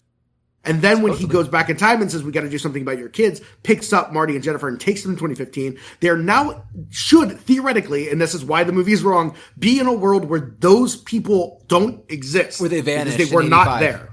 Yeah. And no version of that makes any sense, because you can't even say, well, they go back eventually. That doesn't matter, because we're time traveling to a time when they're not there, because That's how time travel works. You can't go to the future and be They're in not the in a future. timeline yet where they came back to 85, yeah. Right. Let's say, hypothetically, Marty goes back in time, picks up George McFly, and drives back to 1985. Oh. None of his family exists. He vanishes. In that timeline. He would vanish. Right, because, and I do think it's kind of weird because I think we kind of establish, and obviously the weird stuff of him disappearing in the first one, but we do kind of establish essentially that is one thing. Marty is from a different timeline, so he would still theoretically exist. Yeah, and that is one thing about that I think is just a Back to the Future kind of rule where the effects are gradual. Because I'm used to the idea that, like, he would just be gone like that, but it's gradually like, no, it's like, okay, you're once something is this, then this, but it adds, it's the rule of adding a ticking clock to increase tension. Exactly. So that is what's interesting about this movie is right off the bat, this doesn't make any sense. Now, here's what's even funnier. Oh boy. When we go, so then, obviously, Marty buys the almanac. Okay, real quick, I forget. We got to talk about, this movie's interpretation of 2015, which is both iconic and very wrong. But also in some things very close because things, yes. they were off by 1 year, the Cubs winning the World Series. I was going to bring up, yeah. But I also, because I wrote down I will say also this movie has. It must have been the most. I said ambitious, but probably I'm sure it was the most expensive for the first two acts, and because they did the effects in this really hold up. Zemeckis has always been an eye for the effects. It's you go forward and he's like digitally inserting Tom Hanks and history and Forrest Gump and stuff like that, and then he did all those mocap movies. But I just think it's neat how. Like those hoverboard scenes still look good, and you've got a ton of scenes where you've got multiple Michael J. Foxes and Thomas. What's his name? Thomas, not Newman. Where you got Biff. Thomas Wilson. They're playing multiple characters playing off each other, and there's like slight artifacting there, but it looks really good. It's especially and the performances are fantastic when you're playing those alternate versions. Yes, because you've got there are two scenes where old Biff has to play off first Griff, where like they're running in and out of doors and stuff. I think at one point one of them even like hits each other on the head or something because that's old Biff's thing. And then in when they're in the car in the 50s, he's trying to sell him on the almanac, which I also love how he convinces him by turning on the radio when it's like this is what's going to happen in this game. And I also Griff cracks me up because of his voice. Like he's doing this shrill but still deep, like batter up. He just sounds psychotic. Like the Tanners are just psychotic. It's just going back to Mad Dog. They're dangerous men. But like just the 2015 stuff, just predicting. Oh, also I just love the fact that the fashion is still very 80s inspired in 2015. Though I do love. When Griff has his gain, he's got that one girl who's got like the claw and the face paint. Yeah. She looks like something you could see at a concert. I thought and she has that great line, "What's the matter, McFly? You got no scrote." But I also love the in-joke of when they're, I'll get to the technology in a second, but you can notice the Zemeckis and Spielberg in-jokes at the thrift store, right? Yeah. There's a Roger Rabbit doll and maybe like a book or VHS, and there is one of the Jaws movies on VHS, but there's also the Jaws NES game, which is dog shit. But really to be fair, it did predict that retro games would still be a hot commodity. I've actually been visiting an indie retro game store that opened near my parents' place. If anybody's in Falls Church, Virginia, go check out Superbit. Great guys. But speaking technology, like, we never got hoverboards. We didn't get self-lacing shoes. We didn't get self-drying jackets. Hey, thankfully, though, we did not get the dystopian future where the Jaws franchise continued to its 18th film. Eventually, they did stop doing that. Revenge was just too much, but the shark still looked fake. And I didn't catch it while watching the movie, but I know it's directed by Max Spielberg, which is a joke because that's Spielberg's real-life son. One that really cracked me up, and I had to pause and be like, did I just see that, is I believe Marty's son goes into a phone booth. Did you notice the phone booth? Oh, hang on. Are you there? Also have in the future something, I have it on in the back. What'd you see? Oh, hang on. What's his name? Frodo. Yes, Elijah Wood. That's Elijah Wood. Yes, Elijah Wood is in this. In the 80s briefly. Cafe, with Wild Gunman. Which is kind of a niche game, but... Well, and the Wild Gunman is also like foreshadowing the third movie. That's which is true. fun, too. That's true. Yeah. That's one of my favorite lines in 3. A lot of good foreshadowing. Where are you going to shoot like that? 7-Eleven. There's foreshadowing and then there's callbacks. Like I was wondering, I didn't remember Goldie the mayor, and so I was like, why? What is the part he play? And then you get him, as a teen having big dreams in the. And I love the fact that now in this new timeline, Marty's the one who gave him the idea, and I love his delivery. Mayor, yeah. And then of course his son or grandson is in the future. But I also wanted to say the thing they got right. I think you cut out when I said the thing that made me laugh was that I think Marty's son goes into a phone booth in 2015. Which nope. But they did predict. What did I write down? There's a reference to this is when books used to be on paper. So they predicted books going digital. Yeah. They predicted voice recognition because the house has stuff that's voice powered, like Siri. Some car designs are still very certified, but there's some where like there are certain modern sports cars that look like that. So win some, lose some. The big one, we do have video phones now. They just aren't stuck to the wall. Yeah.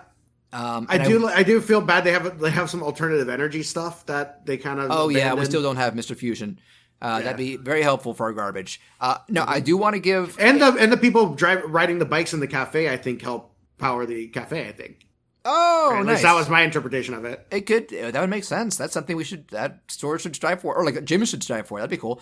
But also just a little side thing. I love when we see future Marty and he gets roped into what's the friend's name? Needles. When he gets roped into the comm, but his boss is watching. For anybody who remembers YTMND, I remember before I even saw the movie, there was YTMND was a site where you could upload an image and a sound clip, and the sound clip would just repeat forever, or the image was a GIF. And there was one that was just the boss going, McFly! McFly! And so that is the line from Back to the Future 2 that is stuck in my head because it's just that guy's so like over the top angry. Yeah. And they assume that fax machines would still be a thing, the you're fired sheet. But I want to say in the defense of Zemeckis and Gale, apparently when I was reading up, Bob Gale said we weren't researching, we weren't trying to go by the most scientific, reasonable, feasible interpretation of the future. We want to have fun with it, and whatever matched up or didn't match up, we weren't concerned with that. I will say the 80s nostalgia I think works for 2015. Oh, so much. That's been a thing since the 2000s. That's going to be around for a long time. And I will say this is the thing that makes me the most mad because this was the easiest one that they could have done. I don't understand why Pepsi didn't release Pepsi Perfect in 2015. Yeah, I was looking at that. Easily could have done it. No reason why. That. Like you could have just labeled it. I don't remember that being a thing. So yeah. I also love the part where they're like, hoverboards don't work on water, you idiot. Yeah. Funny. And he has to trick him. But let's see. Also, side note, do you know who played Needles? Both. I believe it's Flea, right? It's Flea from Red Hot Chili Peppers. Yeah. Who, if you were talking acting, I associate him with being Donnie on Wild Thornberries. Exactly. That's Flea going. So dude gets around. Okay, so do you want to get into the dark present with when Biff rules? Yeah, so I do want to say real quick, do you know about the cut scene, the last scene with old Biff? When he gets out of the DeLorean. No. Okay. I don't, maybe I do, but go ahead and tell me. I don't know why they cut this because it clears things up and maybe it'll tie into, now you can make an argument in the version of movies we have, this isn't what they're going for, but when old Biff gets out in 80s after he's, we don't see it yet, but that's when he went to the 50s version and gave him the almanac to get rich. He comes out like all tired and clutching his chest and like hides behind a car, and that's the last we see of him. There's a cut scene where he literally dissolves away from existence because he has changed the future. Like that version of him no longer exists. Fucked up.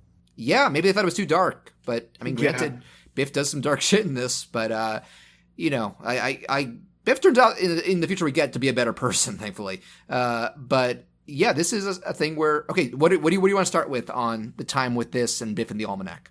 Okay, so basically, Marty buys the almanac, leaves it in the time machine. Old Biff finds it, takes it back to the 50s. No, Doc puts it in the trash can, and then Biff steals it because he was spying on them, realizing what was going on, and then taxis and follows them to the. Doc even says, like, I feel there's a taxi like tailing us. And when they go, and then he takes the time machine back. Yes, he figures out how to use the DeLorean, goes back to the 50s, and that's his plan. But Marty buying the almanac is what puts this. Marty kind of takes this. It's Marty's fault. It's just he didn't know how it would spiral.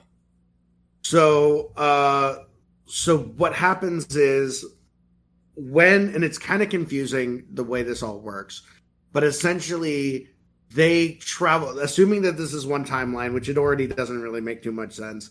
From 2015, first, old Biff goes back in time, gives the almanac to young Biff in the 50s, and then travels back to 2015. And then immediately after that, Doc and Marty go back, and Jennifer go back to 1985, which is the 1985 of the future from the 50s, where Biff had the almanac. Biff changed the 50s again. Yeah. So then you have this situation where basically you have this version of reality where everything's terrible. This, by the way, Back to the Future 2 hits different in 2020. In quarantine? Yeah. Just everything about the version of 2015, watching it in 2020, from the way how bad everything is, all of like everything's on fire, things are bad, you can't go outside because it's not safe, Donald Trump's in charge. It's like, basically, it feels so relatable. I was like a called shot from the past. He has a moment where when he's watching the biography on TV, there's like Biff at a press conference going, "God bless America," and I'm like, oh. That's what it hit hardest for me. It really does almost feel like they knew that the Trump thing was coming, because it almost works too well. 5 years go ago. Vote next month, everyone, by the way. I'll leave it at that. Yes, please go vote.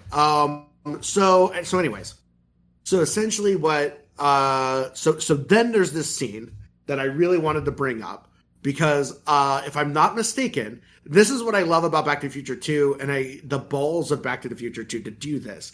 And the fact that they pull it off, and it doesn't even really, it's not a plot point that I think people even realize or notice. But essentially what happens is, this movie does this time travel mistake where it shows you the future, then explains, like, it shows you this future that doesn't make any sense. Then halfway through the movie, Doc Brown pulls out a chalkboard and explains to you why the first part of the movie didn't make any sense. Because he says of how the timeline works, and he shows it visually. He basically says, this was the original timeline, this got changed, we went back to the changed timeline, which, again, the way things work, if you travel from 19... Yes. The timeline you came from is inaccessible to you now. Oh, hang on. That is what's interesting. Okay. What part? Can you repeat the last sentence? I was just saying you travel back in time to, if you go to the future, you travel back in time to your own timeline. It just so happens that somebody from that timeline in the future traveled back even further and changed the timeline they were on completely. So the version of 1985 that they tried to go back to didn't exist anymore.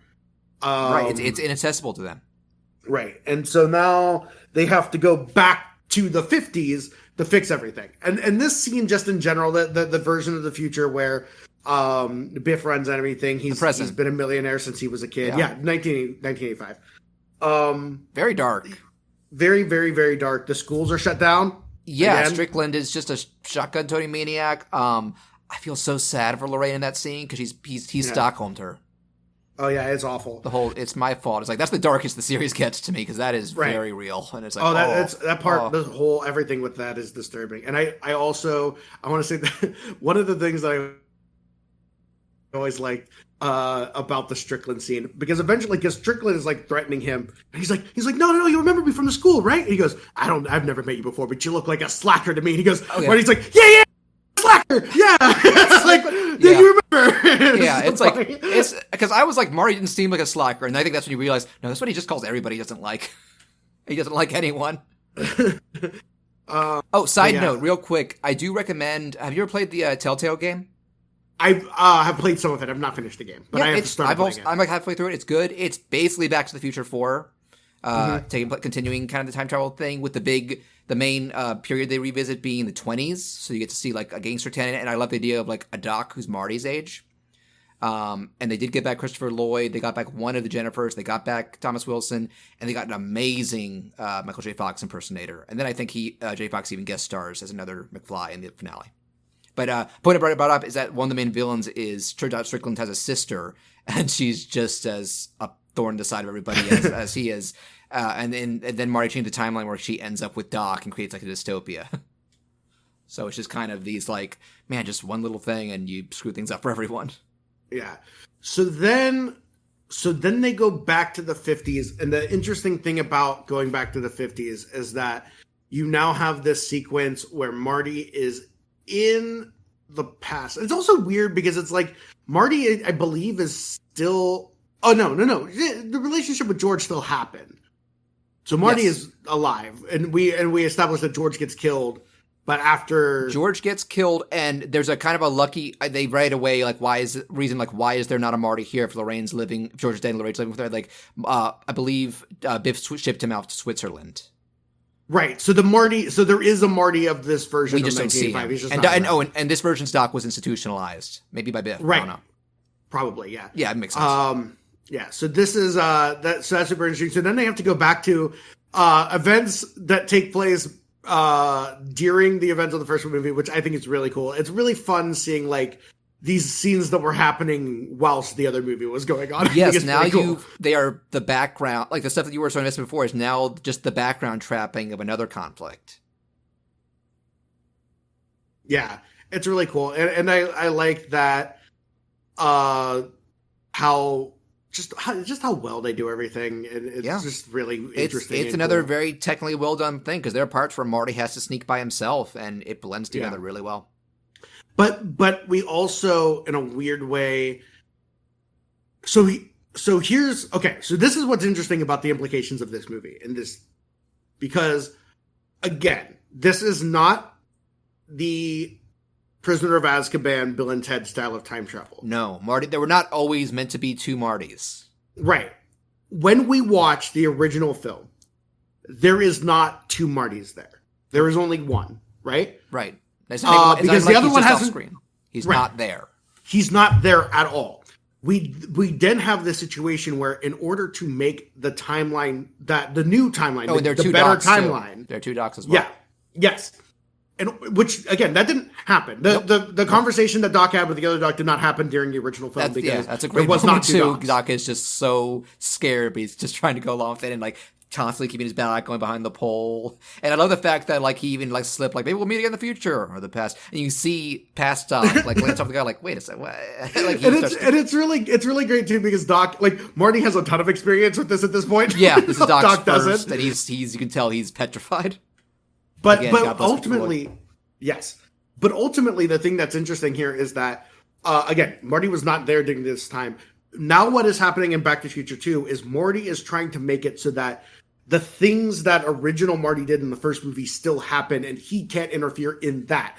In the first movie, he goes back to the 50s and interferes in a whole bunch of things, and eventually is able to change things for the better. Yeah. Now, he's going back in time and has to make sure he doesn't change anything, because if he changes something, that affects the version of 1985 that we originally left. Does change what happens with Biff that night. That you feel like that should have had some repercussions.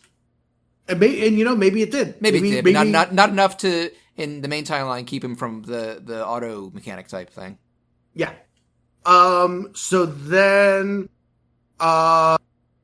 we have Doc we never even go back to 1985 at the end of this movie, right? We're still in the 50s. No, yeah, we get the cliffhanger. Right. Yeah, let me just say, like, because that's my biggest complaint with this movie is where I said how strong the first movie's last act was.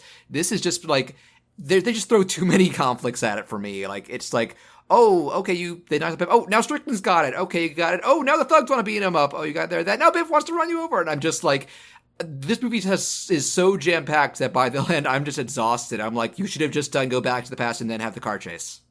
Yeah, but it is really cool just like seeing the alternate. There's still a novelty to it. Yeah, it's still fun, but you're right. They do have to throw a whole and because he's not directly affecting the other plots going on, it's basically him just like around the other. If I was had to do one thing different, it would have been like scrap revisiting the 50s, set one half in 2015, the other in the dark present, and have some stuff there. But do you want to get into 3, or is there anything else you want to say about 2? I just want to bring up the ending.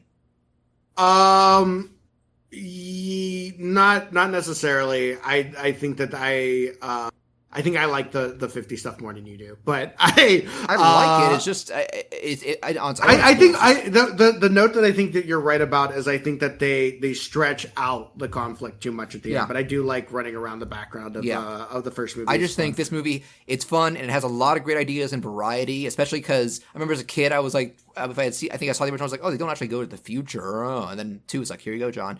But it's just like it is trying to get through a lot of stuff, so it doesn't give as much stuff to breathe, and so you're just more exhausted by the end of it than you are like satisfied with the other 2.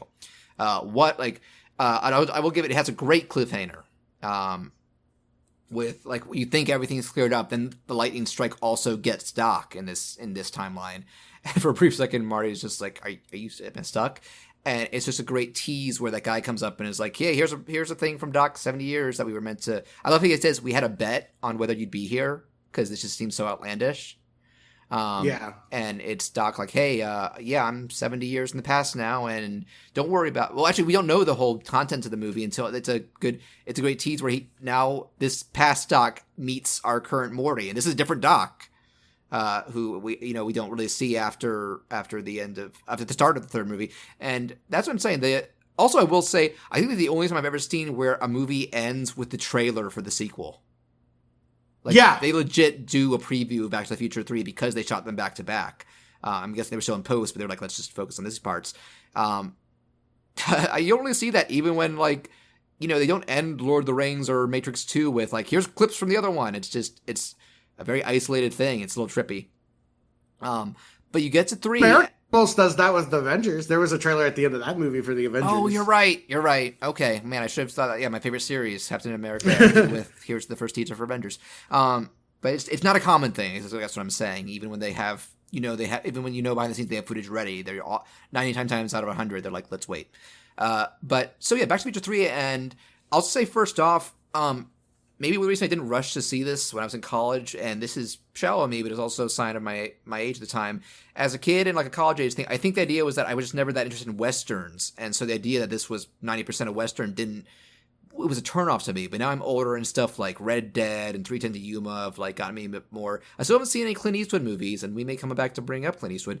But I'm more attuned to the setting and more like, okay, you can do cool stuff with this, and there's kind of an endearing thing to quality to it.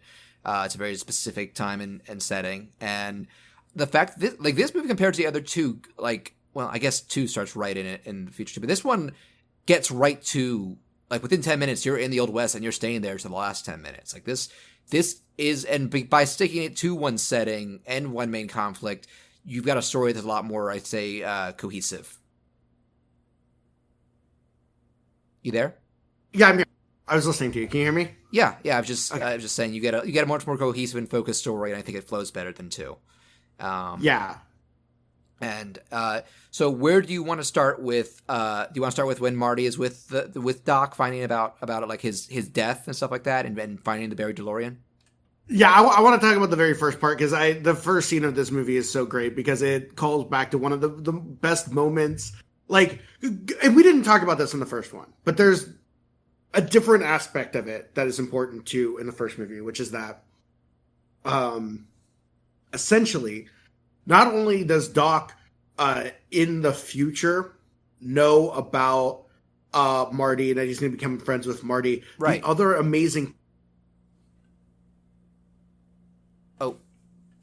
is somebody who was essentially he'd hit his head and he had this idea for time travel. That is a funny thing. You got to go with is that Doc had the idea for the flux capacitor snapped into him from hitting his head, and it's like, hey, he's smart. Just have to go with it. So Marty arrives after he has had that thought because this has happened to be the day that he hit his head. Yeah, after he's proven to himself that it works. Right. Compared to 85. But here's the thing: is in the 50s, he has this idea for the flux capacitor, and then spends from the 50s to 1985 trying to create a time machine. Yeah, and then in 1985 he sends Einstein to the future 1 minute, knows time travel is possible, that he did it, right? But the cool thing about this alternate timeline that we create by Marty going back in time is he basically goes back and says to Doc, hey, I know all of that extra research that you didn't have yet. Let me tell this 50 versions of you this. And then the last shot you see of 50s Doc Brown is him celebrating the fact that, like, I did time travel. Like, we did it. I actually worked. Like, I saw it happen with my own eyes in the 50s. Dancing him on the flame trail. It's really endearing. And it's so great. And this movie starts, the very first shot is you see him dancing in the fire stream. And then and he's like, oh, I did it. I sent Marty to the future. And then Marty comes running from the body. They technically, yeah, it's kind of a buzzkill, but it's like, because we're not stories It's so funny. But it's also, I guess they kind of do the same thing as 2, where they start with the last scene. Only I don't think they had to recreate it. They could just reuse it because there's no Jennifer to recast. Yeah. But that part when he shows up and he's like shaking him and then he turns around and he realizes it's Doc and he faints. Like, it's so good. Yeah, and then he wakes up. I love the following scene where Marty takes him back to the house and he wakes up before Marty and he kind of like can't remember what happened right after that because of the shock, and he's just theorizing that temporal displacement just warps him back to his own house, and then Marty taps him on the shoulder and like backs him to his piano. I do wonder, and I'm thinking about this now. I have to remember how this movie ends. I'll get you there. Do you want me to bring it up about Doc or Marty? Well, no, I'm just trying to think like this. So as we talked about the events of Back to the Future 2, until the part where Marty shows up and says, Doc, Doc, Doc, and gets his attention after he sends Marty back in time at the end of Back to the Future 2, up until that point, up until the point where he went back in time, or back to 1985, Marty was not interacting with anything so that he did not mess up the timeline when he returned. Right. But my question is, does the Marty or the Doc that we meet at the end of Back to the Future 1 know about the Marty that came to him immediately afterward? Yeah. And that he sent way back in the past to save him, because theoretically that still would have happened, I think, in that timeline, right? Marty would have told him everything that happened in 2. Yeah. Well, I guess he wouldn't have known about it in Back to the Future 1, but when they return to 1985, I think that would have made sense, but it's messy here. Yeah. Well, we'll get to the end because they come back to 85 where Doc isn't there. So make of that what you will. Yeah. But this works pretty well as a Western. The sets and wardrobe, I think, are really great. Again, Tom Wilson as Mad Dog does a great job because he has to do it a more gruffer and straight up murderous. And granted, the Dark Future Biff was literally a murderer too. But the Biff we end up with is kind of the best case scenario for him, where I love his last scene is that he still has signs of his old asshole self, because when he sees Marty, he's like, wait, who is that? And then it's, oh, Marty. Like, he's become very submissive, but there's still signs of his rage. And this also has the introduction of Clara and how the idea of love can throw a wrench into even Doc's plans. And I will say that I don't like that their initial meeting is that movie cliche of like instantly falling in love. But I love how it totally makes sense later, given that she has a love of science, and especially in a time where science wasn't really that prevalent, but she was a teacher. And the through line we hear in the opening about Jules Verne being Doc's inspiration for science, and then it turns out she's a fan too, and then there's that call back at the end. Yeah, it's very cool. Yeah. Do you have anything else you want to say about, like, we have the replacement, the photo in this that's kind of showing the threat is not Marty's family photo, it's the tombstone. Because it changes. Yes. Originally, it's that's another thing I like about Marty's character. When the moment they realize Copernicus, the dog, finds the gravestone, and the moment they realize, because Doc is telling him, dude, leave me here. It's okay. I have a good life, and I don't want to risk changing the timeline more. But the moment they realize Doc dies, like, Mad Dog's going to kill him a week after we go there, Marty's immediately like, I got to go back. I got to help him. Well, now so this is what I'm trying. I'm starting to, like, put together things a little bit here. So this is what's interesting. is that he says he wants to stay in the Old West, to not to fuck up the timeline, except that should Marty return to 1985 with him in the past still, then he's returning to a 1985 where Doc Brown wasn't there. And there was never a DeLorean, and this whole thing never happened. Right. Which, now again, the thing about him, like, disappearing is weird because I feel like we kind of established, like, you can exist in an alternate timeline. Like, But he originally didn't exist in 1885 or whatever it was. But let's say Marty doesn't, like, goes back in time, goes back to 1985 before he fixes his parents' relationship. Mm-hmm. He would still be in 1985. He just wouldn't exist in 1985. But I don't think he would have disappeared. And that's what's kind of weird about the first movie. But in this essence, I think this still works. The idea of this picture of a tombstone saying, like, as far as we know, Doc Brown is, like, going to die, so we need to fix that. Yeah. But again, like, even if he doesn't get killed shortly after going back in time, he is still going to end up in a situation where in that 80s there's not going to be a time travel DeLorean, there's not going to be a Doc Brown. Marty never would have known him. Yeah. And so that future is already going to be different if Marty goes back to it without him. don't think anybody, well, does Jennifer bring him up? I think Jennifer is unaffected by the timeline changing because she faints after seeing her future self, and then in the middle of 2, they drop her off on her porch, and is like, she'll still be there when we would fix things. At the end of 3, Marty comes and, wakes up and kisses her. She's still remembering. He's like, oh, I had this dream about the future. Like, this Jennifer has that Jennifer would have been unconscious from when she was in the future, and, like, she wouldn't have been affected by the time travel. I don't think, but they're it's in also a different very time. kind of confusing. They're in a different time, 1985, than the one they left bad Jennifer in. They left her in the the present, and then they come back to the good one, and it's the same Jennifer. That part's crazy. That should be a different Jennifer. Except that the Jennifer that they dropped off was not the alternate 1985 version of Jennifer. It was the original 1985. So she would be the same. So she would be the same. She would, but she would just kind of go.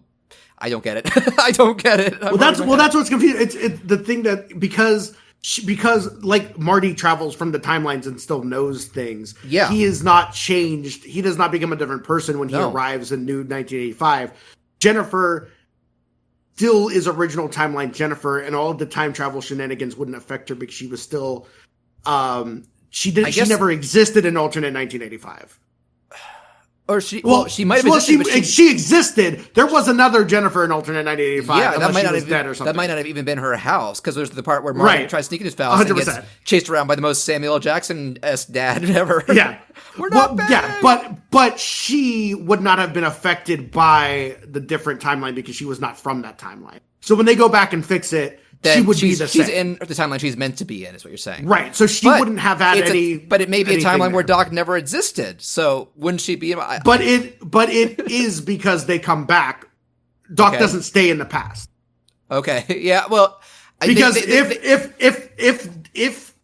if they travel to a 1985 where Doc Brown had stayed in the Old West, which we don't see... No, because they never go back to 1985 after that. They leave it. Let's talk the ending, because they leave it purposefully vague what Doc has been up to since.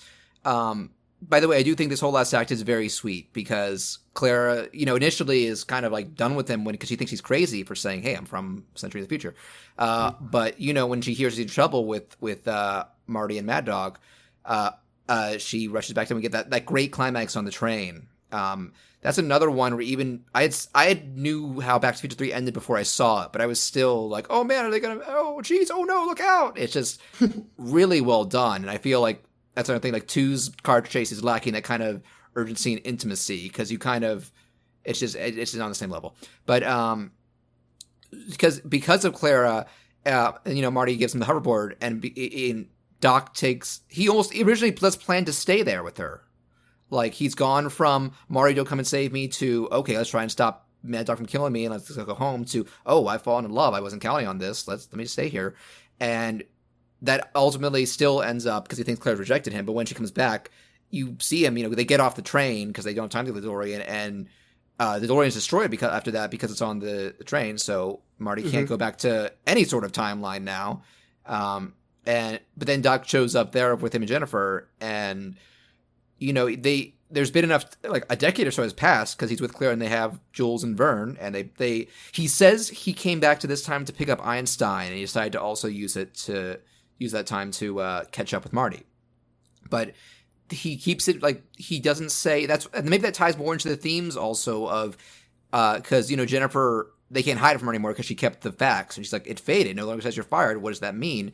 And this is when Doc is like, it means that future we saw for you is no longer exists, and it's still in your hands. You can shape it how you see fit. Yeah, your future's unwritten. Yeah, and it's that really beautiful, more inspirational kind of I love that sort of message. That's like what my favorite movie, Iron Giant, ends with too. Not so much time travel, but like you shape it. You don't leave it to chance. Don't leave it to outside circumstances. Grab your life by the balls and do everything you can to get what you want. And then you have movies like Coco that also add the whatever it takes. Feel the rain on your skin. Yeah, whatever it takes. What was that? What was that? Oh, hang on, lag. I didn't say anything. I didn't say anything. Okay, no, I got you. But you have movies like Coco that also add the whatever it takes. It's like, but don't do the wrong thing because of that. Because I'm not going to spoil Coco, but there's a character who used that for greed. But also going back to this also means that if that, because obviously remember the whole byline with Marty's arc in the sequels with the whole being called chicken trigger. Mm-hmm. Because that's the thing I saw Haiti remember pointing out. One of the flaws of one is that Marty himself doesn't really have an arc, even though he's set up as having problems in the beginning. He kind of fixes his personal problems by fixing his parents. 2 and 3 becomes more about how easily he is led on by people trying to taunt him, and at the end with Needles and realizing Doc tells him what happened. You hurt your hand by hitting the Rolls Royce, and that's why you can't do music. And your businessman life doesn't go great because Needles again. And he lets him stop being an influence on him and trying to be called out like that. Like, this isn't worth my time. I'm above this. And they still don't all out and out say, oh, now you're going to be a rock star and everything's going to be perfect. But it's like, you have a shot now. You don't know what happens to you, and it's what you make it. And I think that's ultimately a really one. It's a cool inverse of the ending that I was talking about that Crispin Glover complained about. And 2, it's just, I think it's thematically really beautiful and satisfying. Like, I found myself kind of emotional by the end of this with everything going on with Doc and Marty. It's a good, you end up with a good bittersweet farewell, because Doc, I thought for sure they were going to say something like, see you in the future or the past, and it's keeping it vague where Doc has been, because Marty's saying, like, so where are you headed? To the future? And Doc's like, I know, already been there, and just leaves. Like, we don't know where Doc is going to go, and that's okay. And it kind of feels like, Doc's probably done messing with time travel, even though he's got, a train. He just like, let's get Einstein, let's live our life.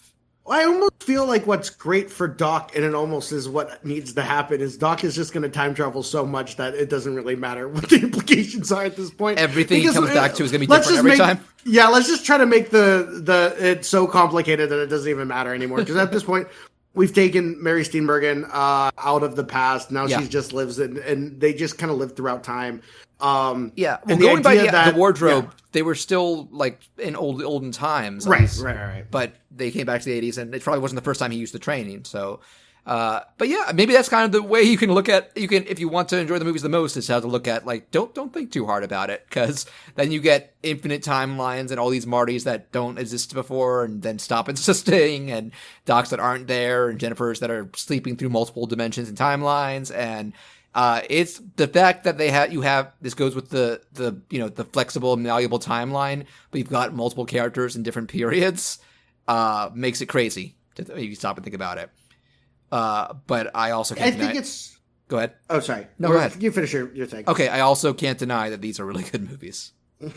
Yeah, they're so much fun. I love the ultimate message at the end that you have optometrists, yes. Yes, you have optometrists over your future. You have the ability to make things different, change things, and your future is unwritten, and just because you saw a version of your future, which I think is a weird way, like something that kind of bums me out about Face the Music is that there is kind of a little bummer aspect of the fact that the Bill and Ted timeline is fixed. So every version of the future of themselves that they go and see does happen. Like that is going to be their futures. But the idea that everything will ultimately be okay, even through all of that, is good. And I think that it's this message is basically saying like, keep at it. Don't discourage yourself. You're going to be able to keep going, and don't worry if in the moment you feel like maybe your life isn't going so great. I was going to change in a moment. Yeah, and I was going to say, like, because you compared the Bad Biff timeline to now, I'm like, don't let that make you give up from trying everything. Because I'm trying voices. I'm still doing my cartoons. I still, might be in a different state within the next couple of years. Like, things are bad, but people point out to me, like, they aren't necessarily going to stay that way the rest of your life. And if you give up on opportunities because of that, that's not a good reason to do that. Like, keep going and have confidence in yourself, your dreams, your capabilities. Same, like, that goes into not even time travel, but like, that's what happens with George too. Marty helped him become the man he was capable of instead of being in his shell the whole time. And I think even like decades from now, when if things are conceivably better, like these are still going to be some timeless ideas, like because it's stuff that can be applied to the self. Yeah, there's something that I've been thinking about, especially since I saw Bill and Ted, but having this whole conversation, and it's one of the reasons why when you asked me about what I wanted to do, I was thinking about this time travel notion, and this was again the message I kind of took away from the end of Face the Music is essentially, let's say you time travel to the future because you want to see what the future is going to be like, but you're always going to time travel to a future where whatever that you're cutting out won't be there. You're missing from it, and it was something that's really. Can you repeat the last sentence? It's if you go to the future, like in Back to the Future, if you travel forward, you go to a future where you aren't there. So anything that you did now, anything that you could have done in that time won't count. It erases. So in a weird way, you're kind of hoping to the thing that I keep thinking to myself, especially as somebody who works with kids and has an optimistic view of the future, even though things aren't super great right now. Right. The thing that I keep telling myself is I can't just, as depressing as it is, if I disconnect and I stop trying to make the world a better place, then we're never going to succeed. Because in this moment, like, if I traveled in the past, I can't go back in time and fix things. And it's not just the but world. I'm here. It's you as a person won't change. Exactly. You'll stagnate. Yeah, you just have to do what you can, and if you can make the world a little bit better, then that's what you got to do, and that's what I keep trying to tell myself. So the moral of Back to the Future is keep going, guys. Keep going. Hang in there. And obviously, we recommend all three of these movies. As of this recording, they're all on Netflix, and I believe, from what I understand, they've kind of been on and off there in the past, so it's possible you might be listening to this in a few months or years from now, they won't be there, but it's Back to the Future. You'll be able to find them streaming somewhere, and you'll probably get DVDs or something, or rentals for cheap as well. If you haven't seen these, I'm not going to go as far as say, like, this is all my top films ever or anything, because I know there are many people like that, and I'm like, no, but these were a lot of fun to watch. There's stuff about it that is, what we talked about in terms of its themes that are timeless. There's stuff about, like, its prediction of the future that's not so timeless, but it's funny to look at. And there's just a lot of creativity, a pair of great lead characters, and even beyond that, a very talented cast and director. Like, these are technically very, very, very, very, very competent and impressive movies. And I'm kind of someone who doesn't have the highest opinion of modern Zemeckis. I kind of feel like story-wise, he's kind of been in a rut. Me neither. But like, I just saw his trailer for how his next movie is the remake of The Witches. Yeah, I saw a trailer for that. I'm like, this kind of looks like it's playing it safe, and we still have that original. I mentioned that original Witches in our little meme episode, and I rewatched that on Netflix last month. That movie holds up well, so it's kind of like, this doesn't look like you're doing much different other than making the main character black and maybe I think it's in the 60s, actually. So I don't know how much it'll play into that thematically, but I'm like, you'd be a little more ambitious with it. But it looks like it'll still be speed effects and stuff, and I feel like maybe that's where his inner strength lies, even when he runs out of ideas for stories. But if you're looking back at his golden age, like Roger Rabbit is another one that I'd love to do in the show someday, and that's another one that marries great storytelling and amazing, like unprecedented at the time, technical work. Like, you got to remember, like, looking at his 80s work, like, this was a pre-CG time. And it makes sense that he would fall in love with it the same way George Lucas did, but he also, that shows his workmanship. That he was able to do something like this that long ago. And, yeah. His older movies, like you said, I'm not the biggest fan of his current stuff, but his run around this time, I think he's one of the best filmmakers we ever had, especially in these classic movies.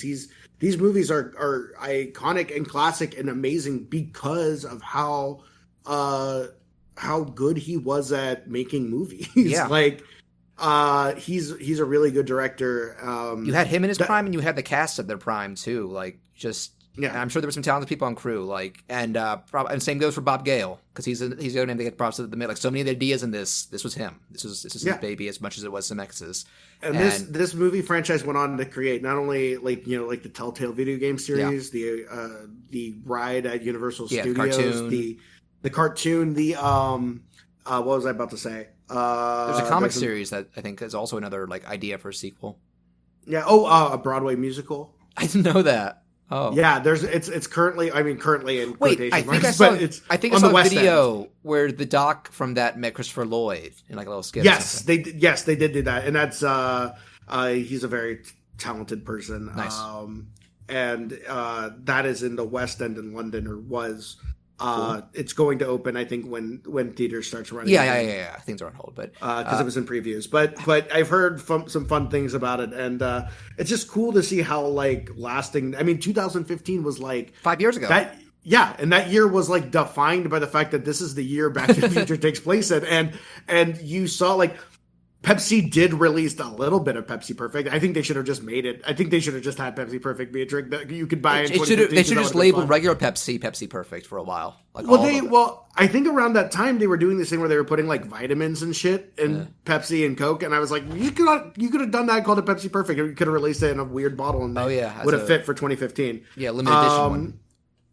But I remember on that day, on Back to the Future Day, I got to watch all three of these movies back to back in a movie theater, and it was a cherished memory of mine because it was such a cool thing to do. I could see me challenging myself to try and watch these all as one big movie, like maybe even like get some copies and like literally edit them together without the credits to be continued.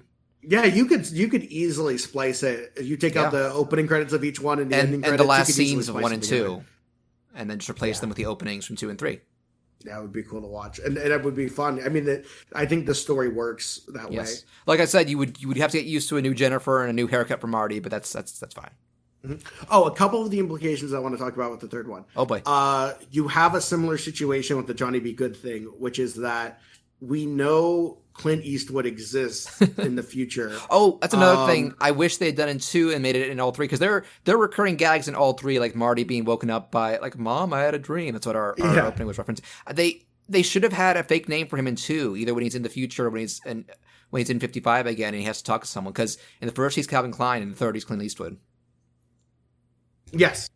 But go ahead. But we have this weird situation where in the second one we do see, in the second movie, a clip from the Clint Eastwood movie where he uses something as essentially a bulletproof vest in a shootout, and then Marty does that in Back to the Future 3 as ironically enough, that goes Clint down in history. Eastwood, yeah.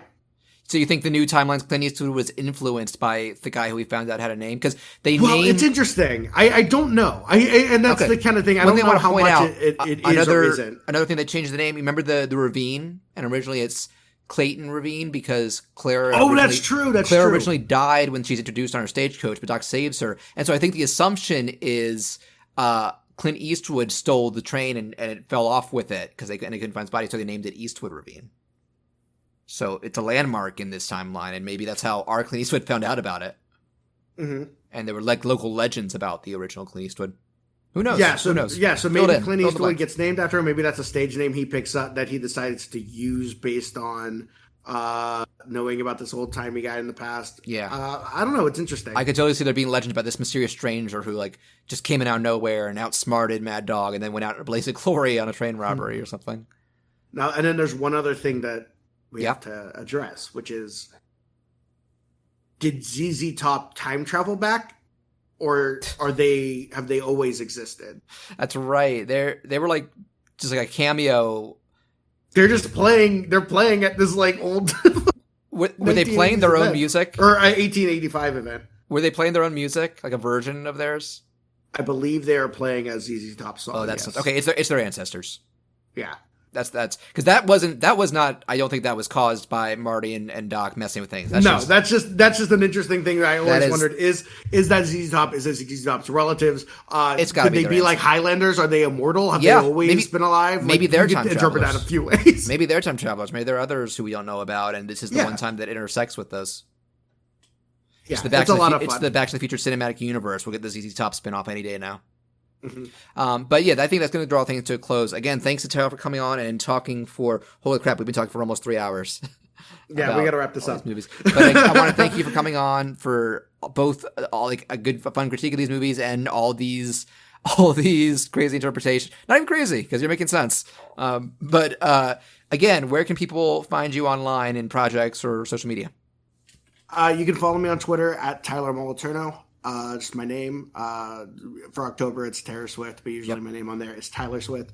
I have the Silver Screen Breakdown. I've got Generation Animation. Both of those are shows on the are on the Fan Off Network. Both Generation Animation and Silver Screen Breakdown. You could find on Fan Off, and then Snuffed, my Survivor podcast, which you can go back and listen. We've covered, I think, 4 seasons of Survivor at this point. The last 4. So if you're somebody who likes to go back and watch the seasons and want to listen along with us talk about it in real time, you can. Or while we're watching Masked Singer this season, you can listen to our episodes as we talk about Masked Singer. It's a lot of fun. So Nice. that's basically what I'm doing. Awesome. Yeah, man. Again, if we have newer listeners, go back and listen to our Avengers Infinity War and Endgame episodes and our Marvel Cinematic Universe episode. That's what I was saying, because Tyler was on all 3 of those, and so it was like I was saying to him, like, let's finally have you on for something besides Marvel, because you're into a lot of cool stuff. We still ended up talking about Endgame. Yep. And Ant-Man's line, wait, Back to the Future is bullshit? What? He sounds so heartbreaking when he says that. But myself, you can find me on Twitter, Tumblr, and Instagram at behonart, BEHONART. I don't post a ton. It's usually drawings or shit posts, but if you like those things, give it a follow. You can find the show on at SketchWatchPlay, and I believe it's facebook.com/SketchWatchPlay, where we'll have updates and the like. More so Twitter. I'm not using much Facebook. But and I also, unlike last time, I don't have a guest or topic pinned down just yet. But that's why I'm saying stay tuned to the social media for indicators of when we have more stuff. Because I announced this topic with a picture on the Twitter before we recorded, like last week. That's going to draw things to a close. Again, Tyler, thanks so much for coming on. Thank you for having me. This is something I wanted to talk about for a while. So All right, cross it off. Put it out there. Yeah, cross it off the bucket list. And all I got to say is, well, Tyler, you're forgetting one simple thing. What the hell is that? Good night, everybody.